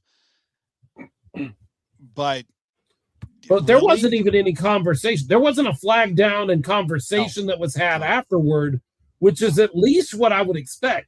If you throw the flag down and then another referee comes over and says, I think he got blocked into him, and they have a conversation, they pick up the flag, I'm still upset as a fan. But as a person who knows football and knows officiating crews, I see what happened there. But for no official, especially the official, to be watching the kicker, to put a flag down, to place a flag and say, hey, there's something here we at least have to talk about or consider, seems wrong to me. And I know that Sharks fans, because, hey, they're probably listening because I named the title. I named the title of the episode generic enough. We'll go, what about Mark Orozco? I'm not saying that there might not have needed to be a penalty in there either.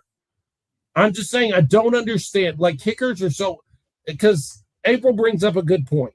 She said something as we were talking about quarterbacks, about no backup for our kicker. Our kicker is great, but he also got injured. No team carries a backup kicker. You do not have room on your roster for a backup kicker. And you don't expect an injury at kicker because we protect kickers.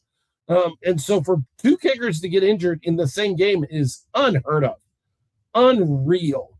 And I don't understand why we didn't see a flag on either of those. Yeah, thank you, Agnes, because she brings up a super critical point that it was his plant foot, not his kicking foot. And that does make a difference. And that's why he was able to come out and even kick at all the rest of the game. If he had injured his kicking foot, the trauma you get from smacking your foot at full speed against that ball every single time, it bruises. And if you've got pain and you've got, you're just going to cause the swelling and you might not be available. Dip it in the ice bucket. And I mentioned to April Marie Trotta at the watch party, the last time we lost a kicker was in West Texas. Does anyone remember that game? Because I do. Oh, you're talking Pearson. about Drew Pearson, yeah. Yeah. We used to call him Deuce and Drew. Yeah. Hockey player Drew got himself concussed. And I can't remember which of our wide receivers said, "Yeah, I can kick, coach." Yeah, we didn't have too many more kicks, and it didn't come down to kicking, and we won that game. But man, that was you don't want to lose your kicker mid-game. Yeah, but no, this I was pissed, and I remember Philip texted me, and I was like, "There should have been a flag." I'm glad to hear that he's able to. I mean, he finished out the game. He continued to play. Right. I'm glad to hear from Miss Agnes that he's he's going to be able to play, and he's just going to wrap his ankle. Not only was I like worried about him as a Gunslingers fan and just what he does for our team, but I was worried about him. I mean, it was a week ago. We talked about it on the show last week that he puts out an opportunity to do. He's going to do instruction sessions, kicking sessions. Offering that to anybody that's interested. And then, this weekend's game, he gets hurt. And I felt for him on that because I know that that's something obviously was looking forward to doing. And just the timing was horrible. And it was a penalty, should have been a penalty, by the way. So but we're glad you're good, Tyler. Yeah. Sources. Yeah, absolutely. Tyler, we're glad you're better. Coach says he's a little baked up, but he'll be good to go. And that jives exactly with what Mama's saying when Agnes tells us that, he's hurt, but he can play. There's a difference between hurt and injured, and Tyler's hurt. Sources within the team have already sent me a photo of Zach Calzada in his Gunslinger jersey. That means he is in the building already on Tuesday. Is what that means, because that's not like they shipped a jersey out to him and had a picture taken. This is one of Seiko's pictures that he had that I have. So be looking on Saturday at the game for number 9. Number 9 will be Zach Calzada. That is not Fred. I was like, is that Fred's number? Did they cut Fred? Fred's 10. He did have to wear 9 for, right? Or did that? Yeah. Yes. Something like that. The jersey got torn. He came out. Yeah. It was a number 9, but so that's not his regular number 9. Zach Calzada, and I asked Coach. I told Coach we were liking what we saw about Zach. Any chance we'll see him this week? His response is absolutely. You will see him this week. Nice. He was in the CFL up until less than a month ago. By the way, 3 weeks ago. Yes. Yeah. And that's a big time passing league. Mm-hmm. Yes. CFL's you only have 3 downs, folks. Oh yeah. Yeah. I would put for sure. I would put, sorry for some of you cross fans that might still be watching, but I would put the level of talent in the CFL above the UFL. Yes, definitely. A UFL player that gets an opportunity to play in the CFL is leaving. Yes. I agree. it has a better reputation and a better better Longevity, name. It's stability. just the longevity, all of those things are better there. And so that's why we call the UFL the Major League of Indoor Football, because of stability. It's really about stability. The IFL, right? Mm-hmm. Right. The IFL is for indoor football. The CFL, it's been around a while. Long time. Long time. But no, Long time. very, very promising talent in what we're getting here with how do you pronounce that? I'm going to go with Calzada. Calzado. Calzada. Zach Calzada. Zach Calzada. Okay. Yeah, especially since I know it was not Lanier High School in San Antonio, but Lanier High School in, where was it, Georgia? Zach Calzada needs to go and create a signature calzone with Matanga's Pizzeria. I'm just saying that right now. He needs the calzona. The calzona. Calzona. Yes, absolutely. Yeah, I don't know if anyone from Matanga's is listening, but let Matt know that that might be it. Oh, he looks probably. all business. They probably want to see him play a game first. There's your quarterback. There's your quarterback for the Gunslingers. Again, we don't know that he'll be starting, but we've been told by Coach Bane that we absolutely should expect to see him at some point on Saturday against the New Mexico Chupacabras. I am of the opinion, if he's in the building on Tuesday, and this picture would lead me to believe, I have not been told that, this picture would lead me to believe, Ralph, you spent some time in the building. That is a promo shot taken in the building. Would you agree? Oh, that definitely looks like a headshot taken for the program. Yeah. Mm-hmm. I would agree. So that means he's in the building. He's in the building by Tuesday. And we know what we are dealing with our other quarterback options. Obviously, Joaquin's injured. Fred has been off and on. Let's say that. He's improving. I am okay if they hand the ball to Calzada and say, let's see what you got. Let's see what you do. I am okay at this point. I don't want to give up on either of the two guys that we have. I like Joaquin a lot as a person, almost more than a football player. I like Joaquin. I have not gotten to know Fred in the same way I've gotten to know Joaquin, but I do respect that he can be a solid player. But at this point, I've seen what they're going to do in the last couple of weeks, and I'm willing to see something else. And if that means Calzada gets the ball to start the game, I'm okay. I'm okay with that. Yeah, we'll leave it up. This is why we're looking forward to Saturday. I'm really excited. More breaking news. Let's hear it. The field is being placed in the Freeman early this week. They are moving into the Freeman early, is what I'm being told by a team source, specifically so that Zach Calzada can get practice time on the field he'll be playing on Saturday.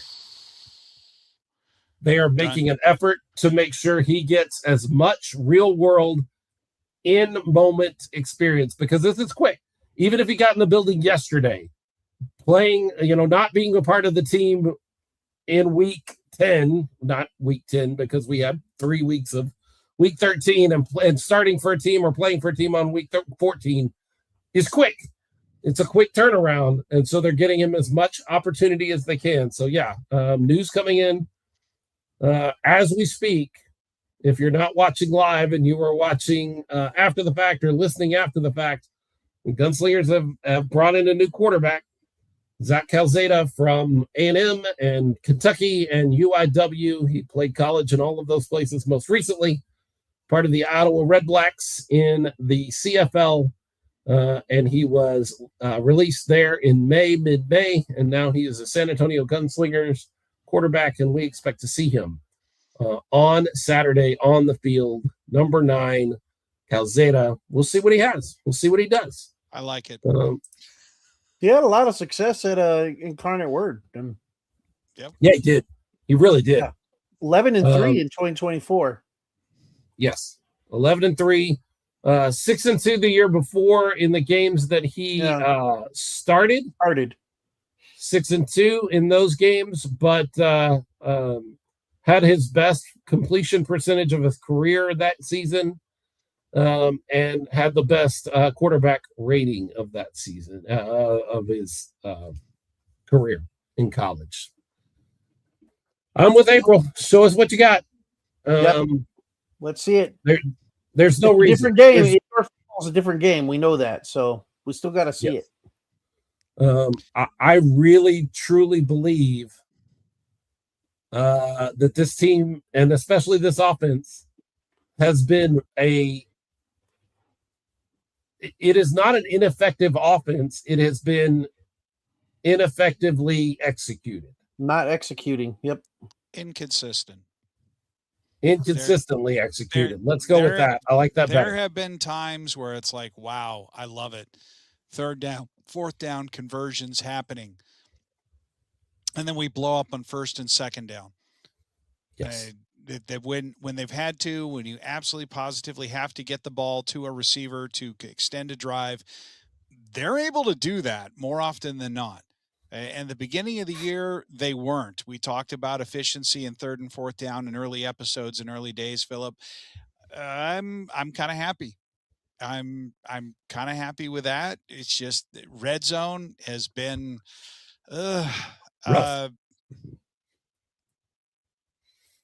Jordan's comment dead on. Jordan Stubing, says we'll see if it's really superhero night or not. New heroes will arise. No, or not. We'll see. I mean, that's the thing is none of us are sitting here going, oh, well, this changes everything. We don't know that. We don't have that kind of information or that kind of, we can look at the past, at his career in college. We can look at the fact that he was called up to the CFL earlier this spring and spent a stint in the CFL. I will tell you, those are good signs. Those are good signs of his ability. I will also tell you that all of that takes place on a different field than the field he will be on Saturday. This is a different version of the game, and his skills might be great on a 110-yard field, which is what CFL plays on, by the way. And it may take some time to translate to the 50-yard version, the 50-yard fight. And I think someone else who needs a shot here is April Marie Trotter as a guest host on this show, because she's a lot of fun at the watch party, and her comments have been just on time all the time in this episode. I think I encouraged her at the watch party to be even more so. And yeah, she's fantastic. Absolutely fantastic. And then, Jordan's right. This is a thrown into the fire, and welcome to professional football. You're only as good as your last start or your last outing. And we'll see, but guys, we've had some rough outings so far this season. I mean, we have. Different. We at this point have nothing to lose. We have never made the playoffs in the IFL. We have nothing to lose. Last year at this point, we were still, who is our quarterback? Last year it was worse. How many names? We had 6 names before Collazo finished out the year with us. Right. We're better. We're better. I mean, I'm not trying to quote Highlander here. We're better. There could be only one. But we're the nerds. We're not the ones quoting Highlander, but we're the nerds. No, it wasn't. No, it's Homelander. I'm referring to Homelander from The Boys. Yeah, I'm better. Oh, well, you said Highlander, which is yes, that's why I was did. Highlander. I was like, the Highlander quote is Highlander and Homelander very different. Yes, they are. Very different. Very different. Oh, I'm sorry. I'm just a generic guest host. Yeah. Well, generic enough. We'll see what happens. We have been told by the team to expect to see number 9 on the field. We have been told, we have seen now that we're not crazy. We're not the only ones feeling like there needs to be something different done at the quarterback position. Bro, Is we're a that little bit crazy. Is that an indictment? Well, I'm always a little bit crazy. Is that an indictment on Fred or Joaquin? I want to be careful to say that. I don't think that they've executed. And Joaquin, again, cracked rib is a totally different deal. But if to you be haven't fair, had one, you don't know. right? But to be fair, he was having issues before his rib, so And just we this just year, haven't. I don't get it. We haven't seen what we needed from either of these guys, and instead of continuing to go out there and do something that's not working, they've decided to take an option on something else, something new, something different. This may be the thing that clicks everything together. Look, we know the defense is solid. We know the offense has the weapons to be the offense that can put crazy numbers up on the board. Like those receivers, Austin Upshaw, Rose, who am I forgetting? I'm forgetting the big one. Glenn Gibbons. Glenn Gibbons, but I'm forgetting the guy that we were so excited about at the beginning of the season. Help me. You did this to me. Who No. I know who you're talking about. Keep talking. They've got offensive options. They just need to deliver the ball. They need to find it and get the ball there. And I will tell you, I think that we're really going to like something new. If you give another shot, now this is a big deal for Bane. I know April has said a couple of times that Bane has his work cut out for him. I got to tell you, after watching Joaquin finish out the season and feeling confident with him, having Fred come in and feeling confident at times with him, if you have Zach come in and you feel confident with him, but he doesn't execute, I don't want to even put this out there just yet, but Ralph, Leo, 3 strikes and you're out a little bit. If you bring in 3 potentially decent options at quarterback and can't seem to make any of them work, do you begin to start wondering about something bigger than your quarterback play? Well, I don't think you can make that determination after one game with the third guy, but yeah, where you're going with it. Yeah, I know. If it doesn't get any better pretty quick, there's not a whole lot left of the season, so something needs to happen pretty quick. Deion Cook, by the way, is who you were talking about. Yes, Deion Cook. Mm-hmm. There's an old adage that says if you've been married 9 times, maybe it's you. So you have to start looking for common denominators. I don't think that that's the case. I'm not coming on here and going after Jonathan Bane or his offensive coaching or the offense that he's put together. Not yet. Well, I am, however, saying that he is opening himself up with a third quarterback to those conversations, and he knows that. Like, he's taking a gamble. Jonathan Bane's smart. Yeah, he's a smart guy, and he knows that he's opening himself up to those conversations, and he's willing to take that. I have never seen Jonathan Bane back down from taking responsibility for what's happening on the field, ever. Not when he was a quarterback coach last year. Yeah. Not when he's the head coach this year. He's willing to take the responsibility for what goes right or what goes wrong. And so he knows that that's something he's taking on. I kind of applaud this sort of decision, because you could sit on your laurels and say, hey, these guys will get better, and if they don't, we'll start over next year, and not open yourself up to this kind of critique. But by bringing in a new guy, I really think you're opening yourself up for, hold on. If nobody else seems to work in this offense, maybe it's not them. And I think he knows that is a critique that he's opening up for himself. He's not shying away from it, which is another one of those things I respect about Coach Bane. But he'd call in if he was available to defend himself. So I will defend him after your butt comment, Philip. Go ahead, do your worst. no, I'm just saying. But he is. That is a potential pitfall of this. Is that you open yourself up to these sort of conversations of, hold on, if none of these three guys can be successful in this offense, is this offense as quarterback friendly as we feel like it's supposed to be with Jonathan Bane, a solid, not solid, good, great quarterback putting together the offense? Is it as quarterback friendly as we all kind of thought it would be? I'm going to go one further, and I'm going to say this game is not quarterback friendly. This game chews up and spits out quarterbacks at an incredible rate. If you've got a guy because of the speed, of it, okay, Nate Davis is the exception to the freaking rule. Long enduring quarterbacks in this league, it's the same thing as the NFL. A long enduring franchise quarterback is rare, much rarer, I think, in the IFL than it is in any other, because of the decision making, because of the speed of the game, because of the broader spread of the talent. I mean, the NFL, you have basically genetically gifted from birth, circumstantially gifted in order to even be looked at, and you are not injured at any point at the wrong time. And there you are playing on Sunday for what, 4 years, 5 years, and then you're gone.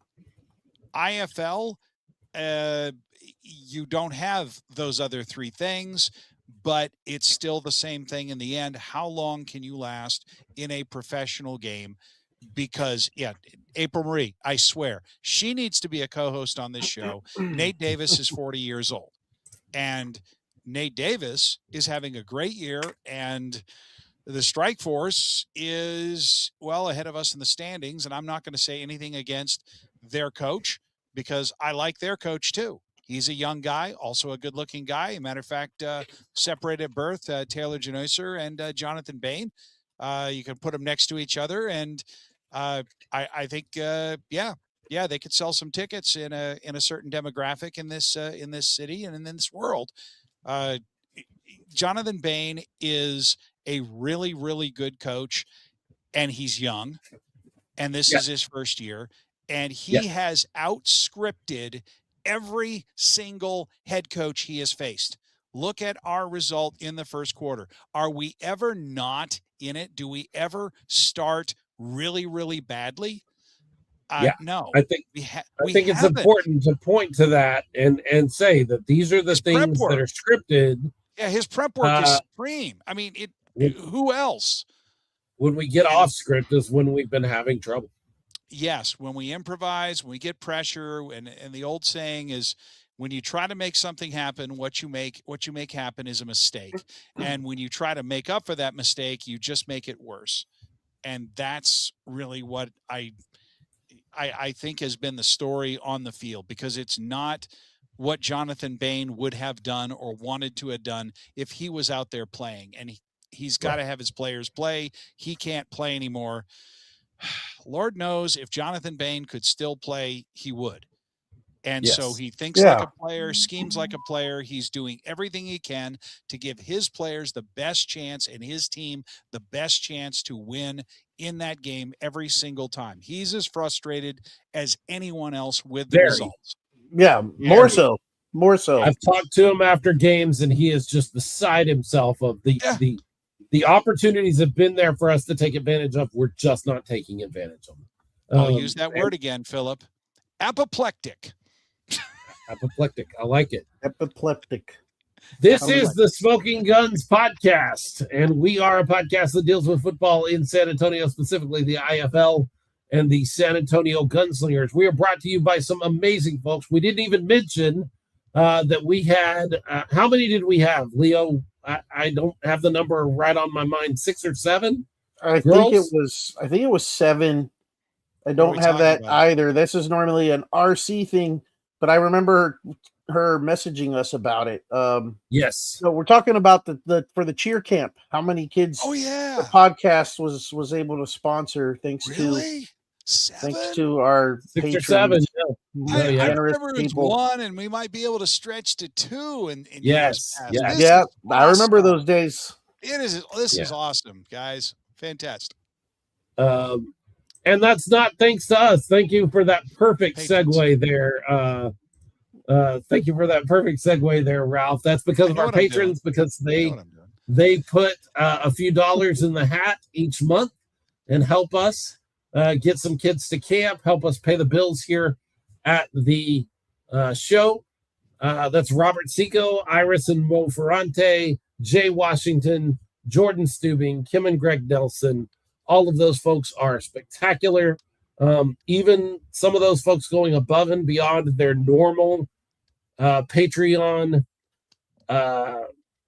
patronage to give a little extra to make sure extra kids can go and be a part of what's happening. 8. Wow. Eight kids. It was 7, and then one more was added towards the end. It's a So we starting had 8 lineup. We had 8 girls Smoking go Guns and participate in the Gunslinger, the 6-shooters camp on Saturday. They will be performing, most of them on the field on a Saturday, this Saturday. Another reason to come out and be a part of things before you get ready for, let's see, that will be, the series will be tied at 2-2 at that point, right, Leo? Absolutely. Okay, so it'll be tied 2-2 for the Spurs to take the lead in the series for the first time in the finals later that day. But before all of that, you can come enjoy the Gunslingers game. You can come watch Zach Calzada. You can come watch the girls dance. You can come participate in Superhero Night. Lots of good reasons to be at the Freeman Coliseum at 4 o'clock on Saturday. What else? What else is there left to cover, guys? Be good to one another. And be good to teams of the opposing fans. The disrespect we're seeing all over sports over the last few days, in particular, one that we're paying close attention to, but it happens everywhere. And yeah, I'm talking about New York, but there's guilty parties in San Antonio. We've heard of Knicks fans in San Antonio that didn't get treated well or disrespect, maybe not to the level of disrespect that we're hearing and seeing in New York on some of those videos is absolutely atrocious.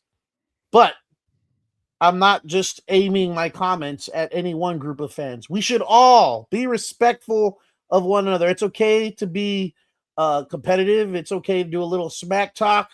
It's okay to disagree without taking it to another level that is absolutely embarrassing. Do it with a smile on your face. Let them know that there's no real evil intent. And kicking a bus, throwing a punch, knocking somebody to ground, tearing down signs and beating each other over the heads with it, that's not fandom. That's an excuse for thuggery. And I'm sorry, San Antonio, you're better than this. You've always been better than this. When the last championship I remember, it was a distinct contrast to what happened in Detroit after they won. We're better than this. We are not that kind of place where we just treat people badly just because they chose the wrong fandom. I'm sorry. I don't want to be a part of you if that's what you're a part of and that's what you think this is about. This is not what this is about. Yeah, no more watch parties in New York. Yeah. That's embarrassing. Yeah. Come on. Like, yeah. And they're not without blame. The city handing down, okay, well, we're not going to do watch parties anymore because of our fan base. Shame on you, New York City officials, for allowing this to happen because you were ill prepared. Low and expectations. you didn't give the courtesies that were extended to your team when they visited San Antonio. They had the highway shut down and an escort service. Don't say escort service. Police escort to the arena. The Spurs definitely didn't get over there. So I mean, Have some respect. There is no point. When you see fans of the other team in your stands, they are your guests. Yes. And you should treat them as your guests. Yes, you want your team to beat their team. I'm not saying you shouldn't. You absolutely should. Thank you for coming to the Freeman Coliseum. You should treat them the way you would want to be treated in their place, whether they would treat you that way or not. Because you can say, oh, if we go to New York, they would treat us bad. Be better than that. Mm-hmm. Be better. Be what you would want them to be to you. And so, yeah, don't treat them as your guests. Let them enjoy the game. Let them celebrate if they win, because you know what? Winning a game in the NBA Finals is a big deal. And they're going to want to celebrate. And they may not have the best manners about it. That's not on you. What's on you is how you react and how you respond and how you treat them. This is your brand, folks. If you're going to wear a team branded thing, you represent in that moment the team every bit as much as the players do. I did, just before we check out, because we're getting ready to wrap things up, I do want to let you know, I just got a long text from Coach Jonathan Bane, who is watching and listening based on some of what he says in this text. And he starts off by saying, I will take responsibility for quarterback play. But he goes on to say, I have absolutely zero control over the execution that happens on the field. I want them to be better. I've tried to coach them to be better. Sometimes you can lead a guy to water, but he has to do the drinking. And that just hasn't been happening. And so we're going to lead a new guy to water. That's what we're going to look at, is another option. And that is exactly the attitude I would expect of Coach. He says, I'll take responsibility, even though I want everybody to know that I feel like those opportunities have been there and they have not been executed properly. It's still my responsibility. And because of that, we're going a different direction, because I need to make a change. It's great. Go Spurs, go. Yeah. Oh, I know. Yeah. Maybe he should do that thing we talked about pre-air that he hasn't done yet, carrying a small library as opposed to a card on the field. I don't know. Maybe that'll be looked on favorably by someone. Anyway, I'll leave that as cryptic as heck and tell you guys off the air what I suggested. But yes, let's wrap this thing up. We've gone over two. Go Spurs, go. You don't hear that from me a lot, but I am right there with you, Spurs fans, this year. I am, as we head out of town, as we head out of South Texas, and I go back to Maverick country, where I belong, where I came from, where there will be a little piece of my heart that always watches the Spurs and appreciates that I have a lot of great friends that are fans of that organization. I may not always cheer for the Spurs. I am right now, but I may not always cheer for the Spurs. But I respect this fan base and the organization and what I have seen over the past 2 decades in South Texas. So go Spurs, go. If you're looking for the best indoor football experience, you can go look in some other places. I'm sure they have a great experience for you up in Tulsa. I'm sure over in Jacksonville at the Shark Tank. I know, I've been there. They put together a great show. I'm sure up in Green Bay, they have a lot of fun getting ready for Blizzard games. But if you're looking for the best indoor football experience, the 210, it's got something to say. Bang, bang.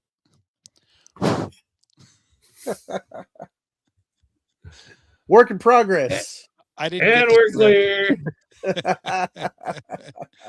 Thank you guys for hanging out with us. Those of you that are still on, appreciate you. I don't know over the next few weeks that this won't be more rotating around. I am, as we've mentioned, in the middle of a move. And that move means that sometimes I'm available and sometimes I am just not. And aside from that, we have to sort of dodge around Spurs games right now, which makes for an extra thing because we're not going to go up against the Spurs. I'm not going to ask Leo to come sit here and talk about Gunslinger football for 2 hours when the Spurs are on in the finals. No one will be listening to us, or very few. I know what that's like. They'll listen later. So So we're moving around that. I am thankful for this guy right here, and that he's Yes, always thanks, willing to Philip. jump in and talk football. He knows a lot more than I do about this sport. He has Aw. cataloged more information than I have about this sport, and he can bring that catalog to bear a lot quicker than I can. And he knows what he's talking about when he's talking about indoor football. We spent about the same amount of time around it. He's just retained a lot more information than I have in that time. So I appreciate him. If you were wondering, I don't know if you guys mentioned, if you're wondering where RC is, did y'all mention where RC is? Out of the country, I was told.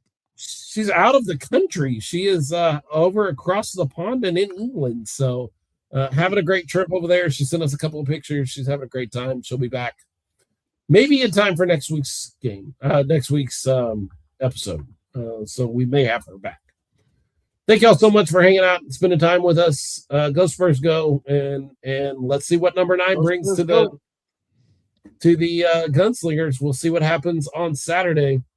Whether I'm able to watch in person or watching here in South Texas, here in the coast, I'll be there in spirit if I'm not there in person. So we'll see everybody soon.